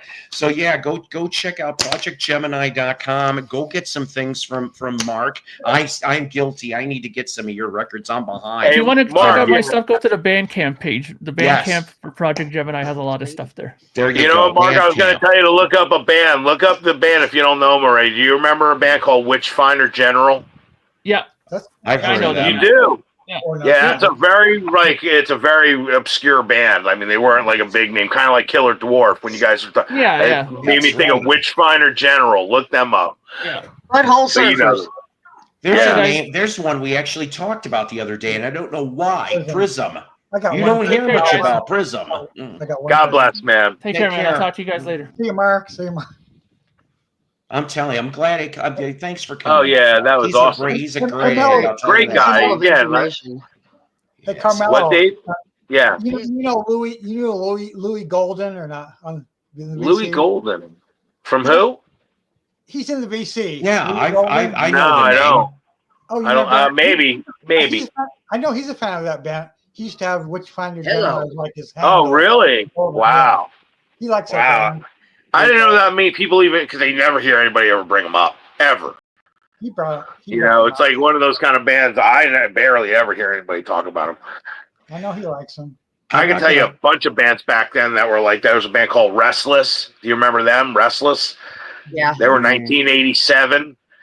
And then there was another one called Bloodgood. Do you remember Bloodgood? Yes, Bloodgood. I remember. Yes. I do. They were a Christian rock band. Yes. Yeah. As far as for favorite Hawkwind album, I'm not going to lie to you. I don't have a lot. The first one I ever found was Hall of the Mountain Grill. I've heard of And Hawkwind. I would probably say, truthfully, at least I'm going to guess this, okay, would probably be some of the better Hawkwind material would be the stuff with Lemmy playing bass before he got booted out. You know what? Thank you, Hawkwind, for booting out Lemmy. Right? Yeah, totally. And Motorhead getting created. Yes. God Yes. was never on my side. I never saw Prism live. I also saw Prism live and met them. Jim Valance was the drummer in Prism at one point. And of course, as brought up earlier, one of Bryan Adams' co-write, Warrior on the Edge of Time. That's another one I've heard of, but I don't have that. I don't find too much Hawkwind. I had 2. I have You hear me? Or are you just ignoring me? no, I'm not What? ignoring you, but yes, I can hear you better than You were breaking up a little bit, Shannon. I hear her just up I got fine. one Prism album. I hear her just fine. Oh, there you go. Yeah, I had that. I had that. I found that in the dollar bin once. I don't know what the hell happened to it. But yeah. I like This was the most Prism successful better album. than HBO. Paul, yeah, that's the most successful album in that case. The small. I used to watch Prism How TV. are you doing? How are you doing? I'll be better in a minute. Okay. I spent an hour and a half trying to find a communication that worked. Tablet down, phone not charged enough, Holy shit. camera, earphones, echoes, mother of Jane. You sound good now. Ugh, Yeah. I hope so. Actually, I don't care if I sound good. I just want to be seen. Didn't know that. Nick Gilder and Bryan Adams were in Sweden. Nick Yeah, Gilder. I heard about that. I heard about that, Dwayne. Yeah.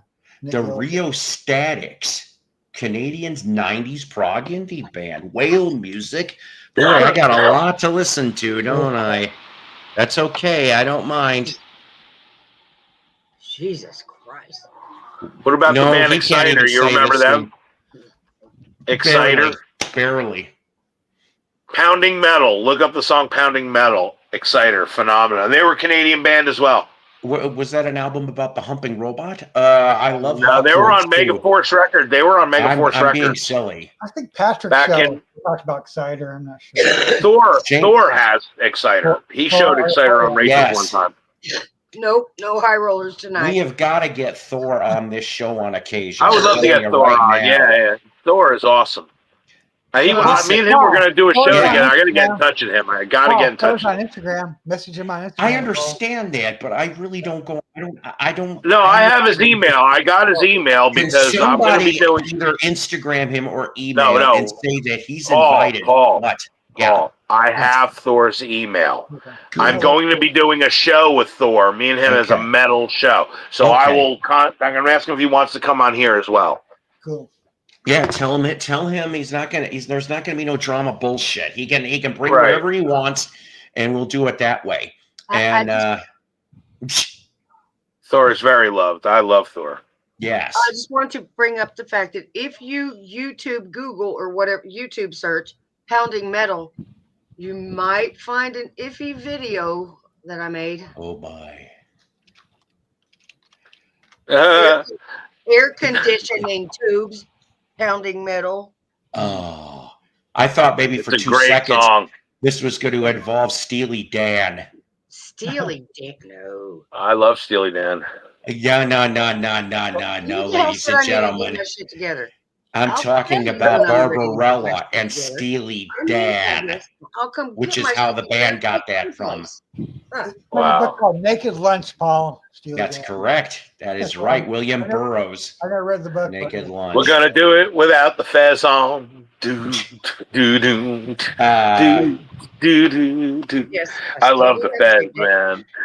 Okay, I'm probably gonna get dinged for this, but have you? Here's a song that maybe you Steely Dan fans are gonna know what it is. You hardcore ones, but for a very long time, this was never released on an album, and to top that off, it may not have gotten to stock copy.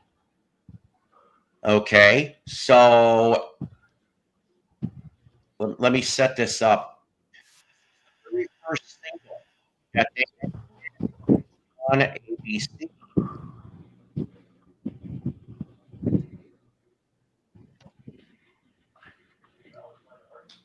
I hate it that it takes a little bit.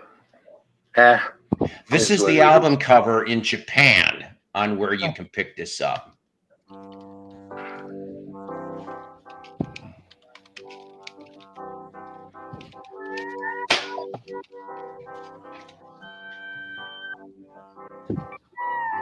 I know Holy House, a grand hotel. The back streets of this old town I know so well. That's true, Dwayne. I've heard of them. And I drunk no holy wine and Big Wreck. Exciter is great. Tell everyone I know. Never heard of that one. I'll have to write that too. $5, I can't stay. Should have been at the palace. Missed the day. $5, got to go. James, can you send it here? Because I can't transfer from Messenger to here. This is not my laptop right now. Mine neither, Paul. Vanilla Metal? Never heard that one. Not the real Jason. I messaged him about that. Mountain was a kick-ass band. Oh, yeah. Yeah, but he shows good shit. He really does. Love Thor.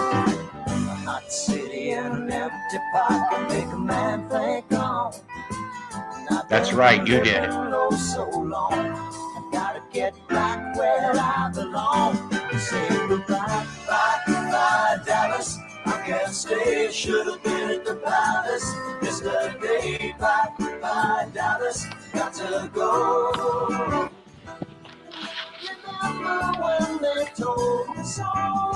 Yeah. Very different compared to anything else that would, of course, come after. Yes, Frank Marino, Mahogany Rush. Oh my God, the 70s work is the best stuff. It really was. Robin Trower was awesome in the 70s. You betcha. Robin Trower, yeah. I hope he's doing better. I know Trower had some health things too. Yeah. He passed me a joint. We were at a concert in Texas, and we saw him light it, and I moved toward the stage, and he looked right down at me and passed me the joint. You guys are really throwing out a lot of cool names. All right, what's next? Yogurt Metal. Yes, it'll be sponsored by YoPlay. And Sean Stamos and his fucking Greek yogurt, which is really part of his jizz probably in every can. That's why the women love it. Yeah. Chili Whack is kick ass. I do love me some Chili Whack. Damn, you guys are coming up with great stuff. The Paramount's dinner, man, it's good. I got 3 albums, Trower albums. Anyways, that's your taste of Dan. DOA Subhumans, Teenage Head, no Monster. There's a lot of great artists that you just don't hear about no more, like Paul Davis. Abortions. That's one that's got Tom Cochran and Red Rider. Yeah. Do you know when they play Life is a Highway sometimes, and they don't play the good song, they play the cover now, whoever the fuck decided to cover. Yeah, I know, right? So I sing Life's not a highway, all it is a stupid song. That's how I sing it. Some country band covered Life is a Highway. I can't forget. Yeah, that's what I'm talking about. I remember, not Brooks and Dunn. It was Vince Gill or somebody like that. I'm not sure. But yeah, it was like, Life is a highway.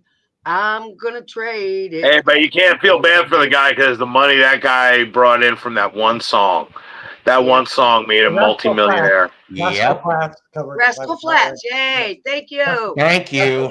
The only country band current country band that I actually I'm not into a lot of country. I'm sorry, that got me. Hey, I tell you, I ate chili before a colonoscopy once. My premiums went up. No respect at all. Oh my God, that's great. So funny because I have chili in there. Oh God, no. That I made. Oh shit, James, I'm sorry. I try to remind me, and I will try to, like, if you get a hold of me on Messenger, maybe I can figure out the YouTube link, and then I can do it another time. Here, you know what, James? Send it to me on my Facebook, and then I'll see if I can. Oh, you can't do it for but you're not a moderator. I only have one moderator. Right. And she's not here. Yeah. He could have sent it to Beetlebabe, but she would have did it. I'm not the fake Rose. Yes, man. Oh, sure. I love this. I did tell Dead Wax when he said I needed to get my shit together. Michael, this is my shit together. It don't get no better. You people are out of roll today. Seriously, I said you people. Not just. I'm talking about the comment down here on a special. I love Olivia. I have Olivia. World. I found all the Olivia Newton-John albums. I love Olivia. Like my jeans, but like your jeans and like those. She's one of my favorites. Honestly, she's up there with everybody. I'll put her right next to like the Bee Gees and like right there next to Pink Floyd and stuff. I love Olivia Newton-John's music. I mean, really. I love John Farrar's writing. John Farrar is one of the greatest songwriters. At the beginning of the movie Cars, I'm an idiot. I mean, I love. You think I would know because I've seen it enough with the grandchildren, but I don't remember the damn song right now. Which one? I bought a kidney-shaped pool that had a stone in it, I tell you. I got no respect. No respect at all. I'll tell you, one time I went to my doctor, Vinny Boomba. Went off and I asked, I go, hey, doctor, how can I stop aging? He gives me a gun. No respect. Ronnie Dangerfield. Shannon is on hit, but that's why we love her so much. That's right. I just need a little lubrication, just like a good hinge. It all works better. with lubrication. That's right. Oh, does it ever? And by the way, probably because my girlfriend just got out of jail, dead wax. Mm. So I get so confused. This isn't the crazy possessed one, is it? I get so No, confused in the lineup card. I can't. No, it's not that one. It's the other It's one. my birthday girlfriend. Jenny. Rachel's 8675309. I just finished hate watching it. Tommy Two-Tone. Hate. 65753. Like from Player Haters Ball from Chappelle. Hate. I'm telling you, somebody should send me a link to Rachel's page because I could fuck that shit up. Oh my God. No. Oh boy. Olivia covering Pink Not Floyd. What song? What do you want, Olivia? Well, she worked with ELO. I mean, that's pretty close in that way, man. Soundtrack, yeah, This isn't right anymore. When she did Xanadu, I mean, it's just so everyone's incredible. coming down here. Go, Chris Hill. Keep on I coming, went out man. yesterday and bought a decaffeinated coffee table. Decaffeinated coffee. You people are killing me. Hey, talk amongst yourselves. Speaking of caffeine, bleh, I'm gonna go get Better not leave me alone here, Paul.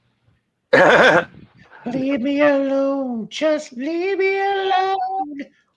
See, another Canadian. Oh, just leave me alone. Wasn't Loverboy mostly Canadians? Yeah, They all are Canadians. Remember, they had that big hit. Merkin for the Weekend. Merkin for the Weekend. Why don't you turn me loose? Turn me loose. Gotta do it my way. Sounds like one of my ex-girlfriends. Yeah, right? Uh-oh. He's being psychos. Shut the damn door. Yeah, Carmelo, I have that Get Lucky album by Loverboy. Yeah, that's a great one. Some people it really is. Like the They band. got almost the same chair. Dum-de-dum. You play some music. I was going to show you all this cool book.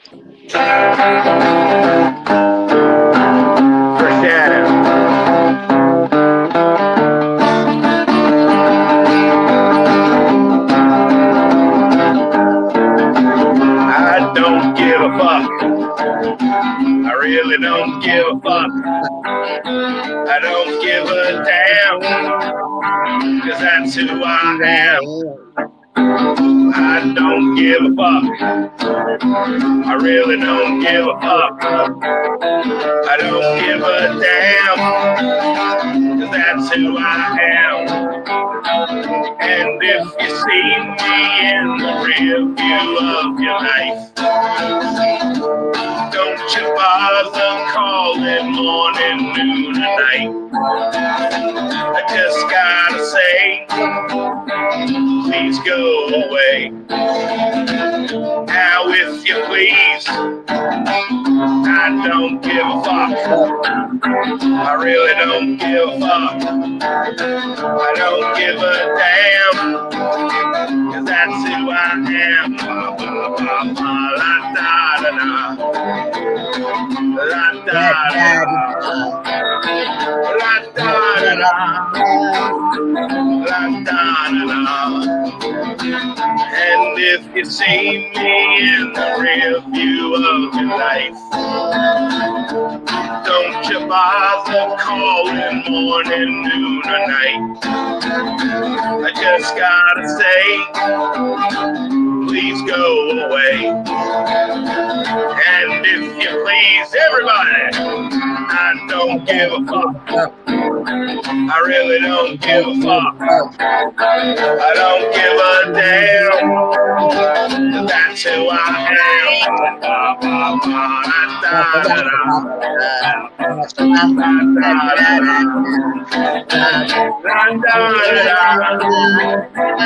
I don't give a fuck. Take that, dead wax. I disappeared for 2 fucking minutes. Maybe 3. What did you people do while I was gone? I sang I don't give a fuck. Yeah, I heard that. That's why I came back and quickly danced. I saw that there. This is a book from the early 60s. Oh God. It came in like 3 books. That's it's called right. Eros. Oh, And look it's at that. mostly Yeah, that's erotic nice. photography. Wow. Don't show anything. No naked. Well, kind of naked. We save that for the Patreon. See, these are For the pay pigs. Mm. these were 10 cans with these images on them. Nice. Yeah. Look at that water. See, there's a band name, Water Nymph or Yum Yum. You guys get Water Nymph. anybody? You know, Yeah, and Water Nymph would be a good this band one name. right here is, it's just, it was left from Grandma, and there's a set of 3 of them, and they're heavy. Almost greatest hits. I don't want to have to move them. Yeah. Thank you. It's just, please. Oh, somebody. As long as we have a big. That's true. The bass. I think the bass player Scott Smith. He was the one that went. Just like he fell out of a boat or something, and nobody could find him. He kind of pulled a Randy California, because Randy California went to go save his kid or his stepkid or whatever, pushed him out of the undertow, and then Randy got sucked into the undertow, and nobody ever found him. He's been gone. He's been dead since '95. Ooh, that Linkin Park lyric. Doesn't it say "caught in the undertow"? Okay, now why are you shaking your finger at me? No. Not you. Why are you shaking your finger at me? Or are you waving at me? Now listen, I've never had you on before, so be nice. Because if you don't, you know what's going to happen. I've done this before. Could be 3 days from now. Who is this? It's Chris Hill. Oh, what's up? He has commented on some of my videos and has been here before. Believe it or not, as people like to say shit about me, I'm not as bad as Rachel's ghost makes me out to be. Fuck her. You know what? Come to think of it, I don't really before, like, a week or 2 ago, I've never heard of you before, my good man. He got on So you're new to me. You're new in my universe. He got on Rachel's show last February. Yeah, I don't know the history at all. Yeah, well, I'm not. I don't cause anybody trouble. Oh, good. That's what I like around here. I don't mind having fun. I don't mind. I just came on. Yes. That's funny. I don't like trouble around here. I just came on to say hi. I'm leaving. No, you're not. Don't leave. I'm leaving. I don't know. We're glad you're here, though. Yes. Nice to meet you. We're glad you're here. I don't know who I insulted. I don't involve myself in the drama. People are going to talk and say what they're going to say. I hope that has nothing to do with me. I didn't. Nobody insulted anybody on this panel. Oh no, not that one. Why? Oh, geez. Me and Dan were talking about. I don't give a fuck. That's why I said. That's why I sang I don't give a fuck, because I really don't. It's like all the dope. It doesn't even mean nothing. It's the as soon as you turn the off button, it's like back to life. And I feel. We've all. Well, at least I've had. Okay, maybe it's your turn, but we've all had private conversations together and had fun doing it. Maybe, sure, that's different. And people will not ever know who we really are without knowing us. Paul knows exactly who I am. He calls me on it daily. He checks on my! I'm slowly getting to know that too. that is in the AccuJack outtake film, sir. Oh yeah, right. We won't be talking about that today. Those are bullshit fake profiles. Yeah, there's a lot of. Hey, are you a furry? It's Chris Hill. That's a big word. Buy me dinner first. Did you ever see Doug and the Slugs? Now I've heard of them. I've heard of Doug and the Slugs. They're like a new wave band or something. A strong show of, hey, you know what? Cameos have happened around here.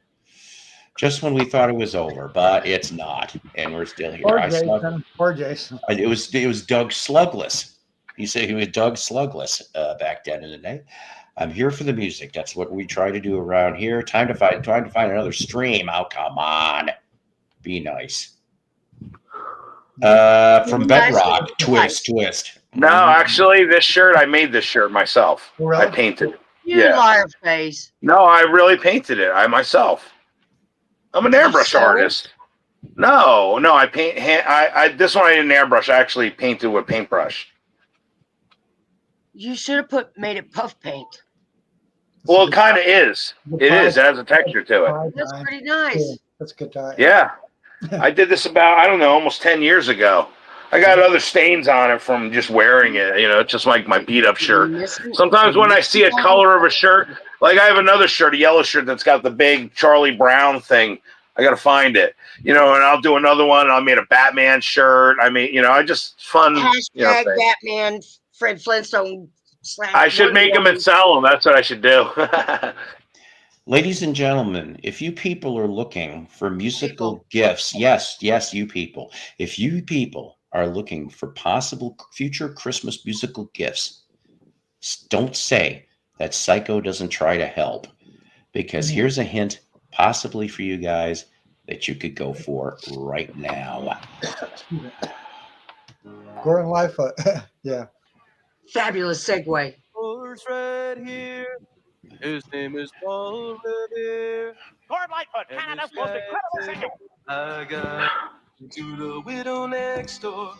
K-Cal introduces Gord Sings Every Song Ever Written. A remarkable 379 album set, complete with music and lyrics, so you can sing along as Gord sings every song ever written.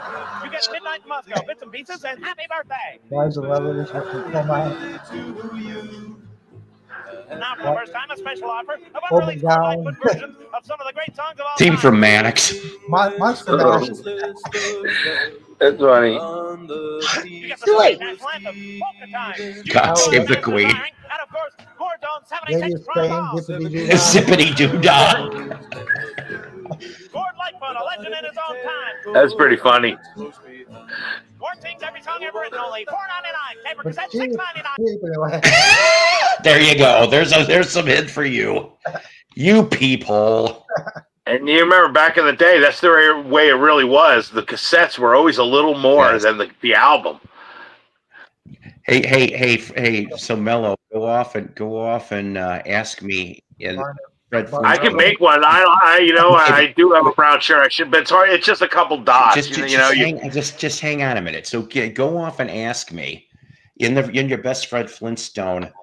Barn, stop eating my pebbles. Hey, Bond, stop eating my pebbles. But Fred, she's finally legal. Oh. Bonnie, I'm going to get you, Bonnie. I never said it was tasteful on this show. I never did. I thought it was Weed Wednesday. It's weed every day for me. More of a Fish Friday guy myself. And you know what? That'd be fine to be able to listen to Fish Friday on Fish Friday while you're eating something. My soul. I like that song. Hey guys. Yes. Well, stop, you Philly thing. Stop it. I gotta admit, some of the comments are funny when I read them. I do. When they go back and forth, when people go back and forth, I gotta admit it's hysterical. I like Buckwheat Sigs. It's too bad I can't play it because I'll get fucking dinged by NBC. Buckwheat Day, Mocac, any day. I miss that. Buckwheat. So I'll just sing the bad one. It's Taz, 3 times a baby. Looking for nub. Looking for nub. Looking for nub. Yeah, baby. My response. Can you no? I can't. How y'all just brushed off Gordon Lightfoot? Okay, I have a very good, dear connection with him. The Edmund damn Fitzgerald. Y'all just made fun of it. I have quite a few Gordon Lightfoot records. I got like 4 or 5 Lightfoot records. That song wasn't on the list. Yeah, Dwayne, can you do Fred Flintstone? But hold on a minute. But this one for you is Wilma! Are you done now? Anyways, but this one is, and you're beautiful. There, see? There's your taste of Gordo. Which is what a groupie would say at backstage at Gordon Lightfoot concert. It's true. I was at Williams Street the other day. Only Nathaniel, Mars, and Fred were watching. Wow. VGR. Can you also do Fred Flintstone? Can you do Fred Flintstone saying Wilma? I just Wilma. There you go.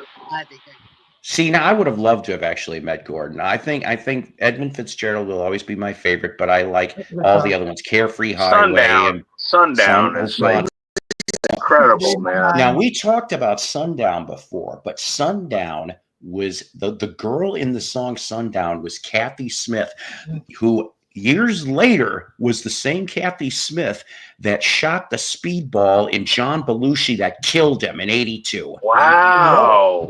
What? Yeah. Yes. That's a weird connection, man.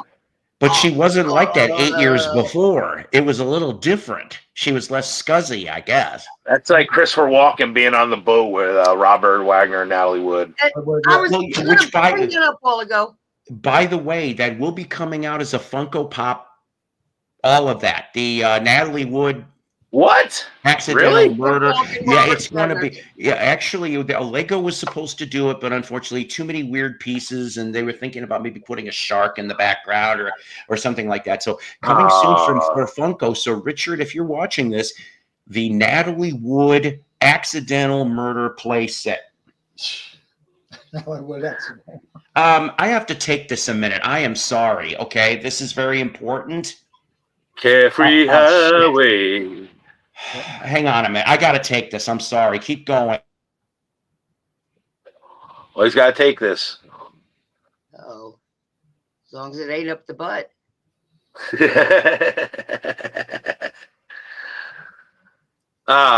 Yeah, Carmela. Yeah, I do like a lot. I do like a lot of late '50s, early '60s pop music. Those 45s I was showing the other day. Oh yeah, no doubt. I like Paul Anka, Connie Francis, Brenda Lee, Elvis, Fabian, Frankie Avalon, Bobby Rydell, Tommy. I have some Fabian albums. I do. I have some too. Some 45s by Fabian. Yeah, they were my grandma's. Cool. I have stuff I'm still discovering, honestly. Like I don't even know what some of these artists are until I show it, and then literally, there's a whole collection of stuff that I don't even know what's in there. I'm just like finding it as I'm putting it in order, putting it together. Yeah. I just inherited a bunch of records. I keep giving them away because I'm too old to move it. I just can't. Well, that's the thing. Yeah, it's a lot to carry. Looking heavy. Yeah. When you got thousands of records, man, that's like manpower just to move those. Jeez, yes. Just like antique furniture.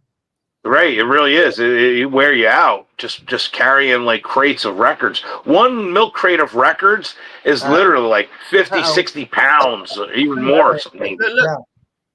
He's getting animated. He's Paul. It's not happening. I'm telling you. I've already paid that damn bill. You can forget it. Not doing it. No, I understand. But not doing it. And if he's going, foot out, his mouth's a mile a minute. So when he uses our hand, yeah, it's and this is between us. Who could read lips? Just between us. I went in there one day, and my high school crush was in there, and I hadn't seen him like forever. And he just said, "What do you mean?" So Paul saw me talking to him and came over and laid one on me, kissed me. And my high school crush dude went, "So is it just kissing random associate day?" And kissed the girl next to him. And I'm like, "Fuck, Paul, you cost me my high school crush that day." It's like 16 candles all over again. Yeah, it was fun. It was fun. Now Paul's waving his arms. Oh yeah, he's into it. I go there just to. He's wiping the spread. He's wiping the sweat off his brow. Yeah, I go in there and take my mom's card. I know it doesn't work. It's probably his boss. Nobody talks like that to somebody unless it's their boss. Please, I'm telling you, I Please left do. it right there. Oh boy. Yeah, and even if I didn't get off my ass. Yeah, right. Right back.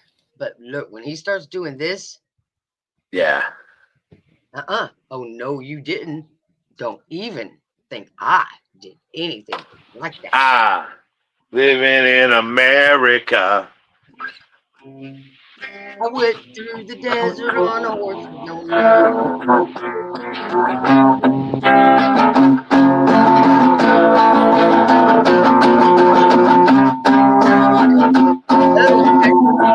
Times are hard, you're afraid to pay the fee, so you find somebody who'll do the job for free. When you need little love, cause your man is out of town, that's the time to get me running, cause you know I'll be around. I'm a fool to do your dirty work, oh yeah. I don't wanna do your dirty work no more. I'm a fool to do your dirty work, oh yeah. Like the cat puts a lock upon the door, you have left the man on money like 1,000 times before.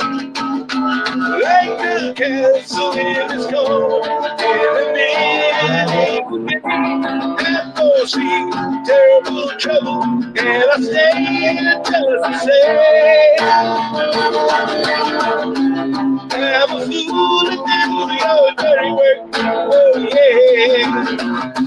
I don't wanna do your dirty work no more. I'm a fool to do your dirty work, oh yeah. Is he done? Yeah, there he is. Listen, I know that was unprofessional, but not that I'm a professional show to begin with, but let me please explain. We heard it. What do you, oh shit, the mic, wait a minute. Yeah. Damn it. No, It's all, I thought I shut it off. I went and put a mute on it. Oh well. We couldn't hear you. Shut up, Mello. God. Oh, I'm sorry. Not funny, Shannon. Not funny. I'll tell you what it was. I think I said about a week or two ago that I was praying for my grandson because there was an emergency surgery that he had to be done and nobody was getting back to me. I found out what it was. Now he has to have a trach, okay? He's in a wheelchair. He's got to have a trach. That's all I'm going to say. So he had to have because he's growing, he had to have a bigger trach. That's what the surgery was. So thank God it wasn't life-threatening. I mean, I didn't think it was because all I knew from my daughter was she said the surgery was a success. But when you're in that kind of a condition, I'm assuming anything could play into factor. And so I'm really glad everything worked out. And so the prayers were answered. And I know most of you people are going, what the fuck are you talking about? But I'm sorry. I've been on pins and needles for the last several weeks about all of this. So I can finally relax in this department. So, because I had prayer chains going. I'm not kidding. Yeah. So, keep them in prayer, Paul.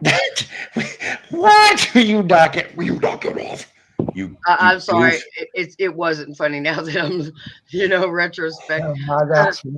Oh, God bless you, Marilyn. Thank you. Mello will go global. I hope. Hey, your lips to God's ears. Yeah. It seemed like it could have been. That's when I put out.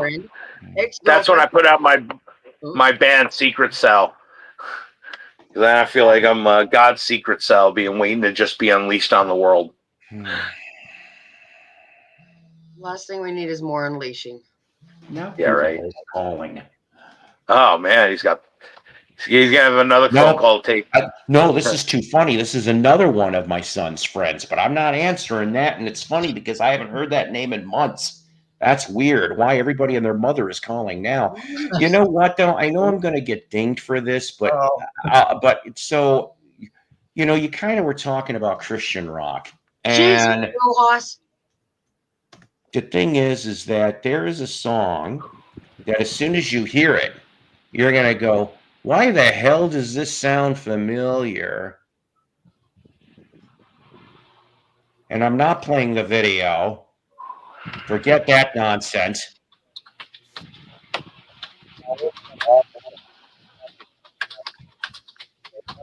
Let me set this up.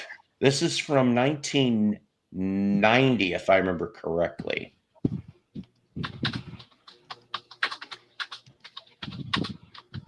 From, of course, my favorite Christian band.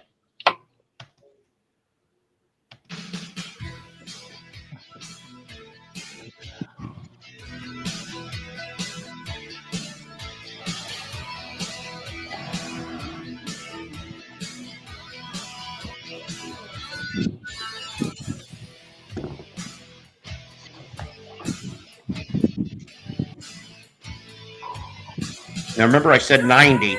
I have this record.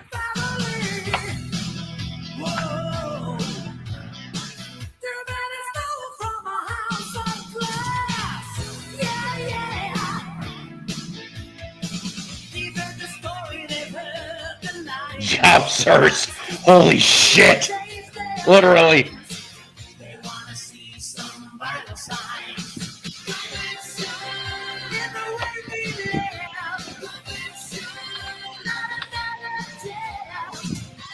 Now, I ask you, what does the background rhythm sound like when you get to it?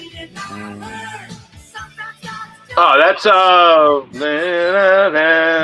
it's Tears of Heaven's on Fire. Correct. Oh yeah. Now, that is absolutely correct. And you know what? I love this era too, just as much as the Greg Boltz era. Is Prayer on this record? That's my favorite Petra song. So, yeah. Prayer is an incredible, one of the greatest songs. Somewhere. Honestly, Prayer is one of the greatest songs I've ever heard. I mean, over Beatles. It is one of the greatest songs I've ever heard. How that song didn't make it to like the high heavens is beyond me. That's how good Prayer is. Here we go. Yeah.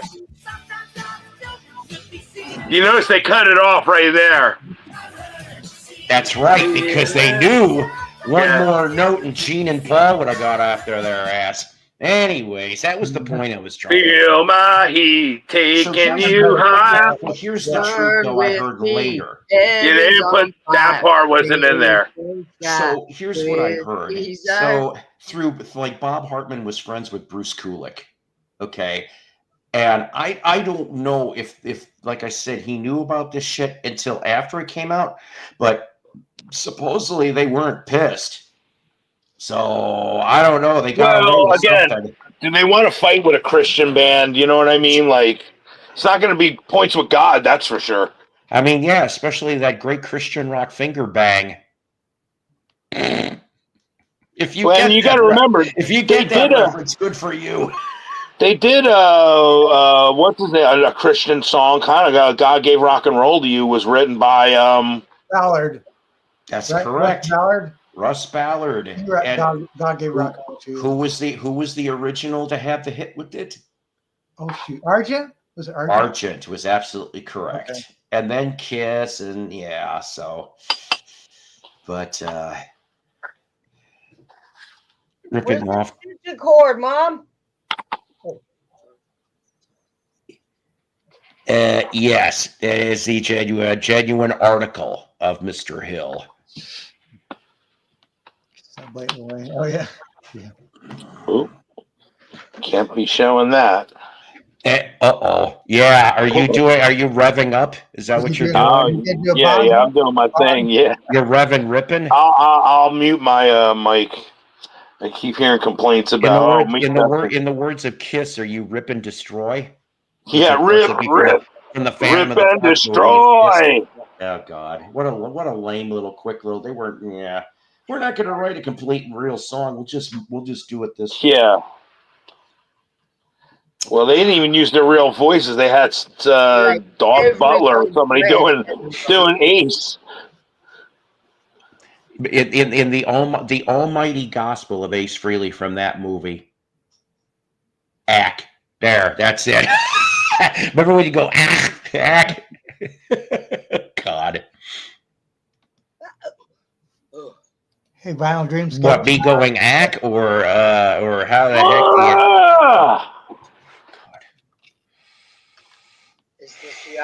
Hi, Sean. Boy, you've missed it. You're going to have to rewind. You've missed a bunch. That's all I'm going to say. Good or bad. Sean's a very nice guy. Vinyl Dreams. No, I know Sean's a very nice guy. I like glad when he's here. Maybe so.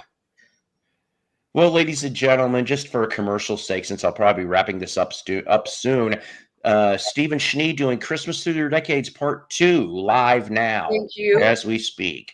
Well, Stephen Flex playing. I like Stephen Schnee. His yes, music, I do. You can't leave until I hear Disaster Piece Theater. Yeah. You know what? We're going to have to do Disaster Piece Theater Thursday because I am just kind of worn out right now, and I don't feel like... He did it yesterday, too. I will say this, though, and that's fine. I've gotten comments about that, and they weren't nasty comments. They just were simply... Oh, boy. Come on. Exactly. Jeez. Hey, Paul, I got something for... I got something for Disaster Piece Theater that I want you to read. It's the Rolling Stone article about Elvis Presley from right after he died. It was like excerpts from the Elvis What Happened book. Oh, I remember that book. Oh man, I want you to read the passage where he talks about little Elvis. Oh my God, I know what you're talking about. Not sure. That was the name. That was the name of his. Of his pecker. Come on, baby, sing into the mic. Oh. Come on, meet little Elvis. All right, hang on a minute. He's better than the hound dog, baby. I've never heard this. Oh my God, but I like the cover. I like the cover. Hang on a minute. I can't believe I'm doing this. Only because you asked nicely. I can't believe this. I'm going into undiscovered territory, ladies and gentlemen. Oh God, me too. I am. Is gonna a ding coming? Me. Paul. That's right, Charlotte. That's right, Charlotte. Charlotte. Can I eat anything in the fairgrounds, Charlotte? That's a good imitation, Paul. It is.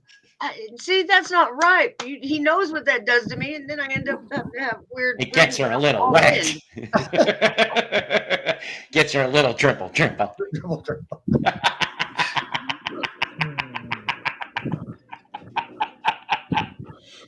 You know what? All I need is the red suit, and I'll just go over to Shannon's house. You have a tree there? We got wood. Oh, don't we know it? Not really trees, you know. Mama being a Jehovah's Witness and all. Dark side, come over. Beer and cookies, Bill, we have. Yeah, she'll make you I've already uncorked the wine. Horrible. Spill the wine. Dig that girl. Right, Paul? She'll make you a horrible sugar-free pumpkin pie to get rid of you. And then wake me up 3 nights in a row at 3 o'clock in the morning looking for her damn pumpkin pie pan. She did, and that was on her because she allowed me to have that pie plate, and I don't give a shit what she thinks. Yeah, right. She's just like, I was in rehab. Remember? And you know what? Like Amy Winehouse, did you want to go to rehab? No. But at least you outlived Amy Winehouse. Yeah, she's not doing it. Yeah, unfortunately, Amy got what? It's the Amy Winehouse song. Yeah. Anyway. You know, when you played that Christmas song, it triggered. There is a bona fide heavy metal Christmas song that I remember back in the 80s. Back in the 80s, and it was like it was literally just a one-hit wonder for this band, but it didn't really make it that big. But you know, in the metal world, people do remember it. It was by a band called 220 Volt, and it's a song called "Heavy Christmas." Look up 220 Volt, "Heavy Christmas," because I can't send you the link. Boy, I'm gonna have. I'll tell you what, it's really, today, aren't I? You're gonna like this one. It's from 1984. Mark Last. And it was a heavy metal classic. I remember for a few years they played it every year in the 80s on like Metal Shop, and they played it on all like the heavy metal shows in the 80s. They would always play this Christmas song. You might even remember when you hear it. I'm surprised it didn't have more longevity, because I thought it was a great song. You see what James Farley said? The password is pie plate. The password. I mean, being that we're talking about rare bands and like obscure stuff, this is obscure. Maybe it was just hair pie plate. I'd say it's I don't remember that song. Yeah. Maybe when you hear it, you'll remember it. There it is. 20 volts. This is great. Lisa, who gives a cluck? Oh, I never heard this before. This is new to me. Wow. Because I just listened to, Billboard. What do you think of it? It's not bad. Not bad. I'll have to listen to it again later. 220. Right. That's the worst song that I've heard in a long time. Yeah. Dusty is toast, but what kind of toast? That's what's important. Metalheads liked it back then. I'll tell you what, it was exciting back then. Well, not everything has to have artistic value. It's actually, sometimes we just like songs because they just are there. And I know that's a very lame excuse. But it's true. I'm not feeling the Christmas vibe either, but I guess that people back in the 80s listen to this. I never heard of it. Yeah, and I'll tell you what, there was a reason. King Diamond. Yes, my bestie Donna Joe Cat Lady loves King Diamond. If I had a dime for each of I know we'd have a Pinto car. Wow. I'll just say it this: it's like, if you just. Yeah, I'm done with this now. Hey, Paul, does you really like cats? Donna the Cat Lady. Yes. Okay. Yes, it's actually. Where did you? Okay, ladies and gentlemen, Shannon put on her invisible paint. It really was successful. Ladies and gentlemen, we're going to do an interview with Shannon's chair. So, Shannon's chair, how is it when she sits on? Anyway, shit. Hey.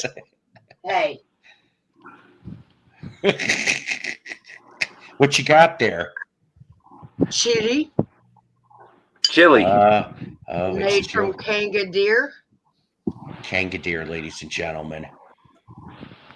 How about that, you Australian fans? Kanga deer. Yeah, they kangaroo and a deer went, and that was the end of it. And then it's Kanga deer. Wyoming has a fake jackalope. You ever heard of that? I'm telling you, if anybody can inbreed meat, it's Arkansas. Kangaroo and This deer. is true. This is true. Oh, really, Bill? Escape the big 90s purge. Well, you got to think, that Christmas song was like, at the time, there wasn't that many heavy metal Christmas songs, honestly. So to have somebody come out and do one, it was a novelty. But then at the same time, I was saying, why didn't it have longevity? If people really felt that way about it, that's why it didn't catch on. People probably didn't like it. He's a pumpernickel. Only put 5 cents in. Yeah, it was a study that got me into timing out, folks. He originally timed out on Rachel's when I first showed up on the show. I didn't know that. It was for my memories. Why are you telling everybody I quit YouTube? How could you know this information? Fake Jason, Arkansas is all about the inbreeding. This is probably very correct. Unfortunately, I thank God was born in Chicagoland. Keep your cornhole rolling on the inside. Oh, that was one too many. So hey, how would you know? How would I know unless I present it to you and then I find out you don't like it? What if you would have liked it? How would I know? Ladies and gentlemen, I want to appreciate, we're at almost 2 hours, 40 minutes. I had about 40 something people in here.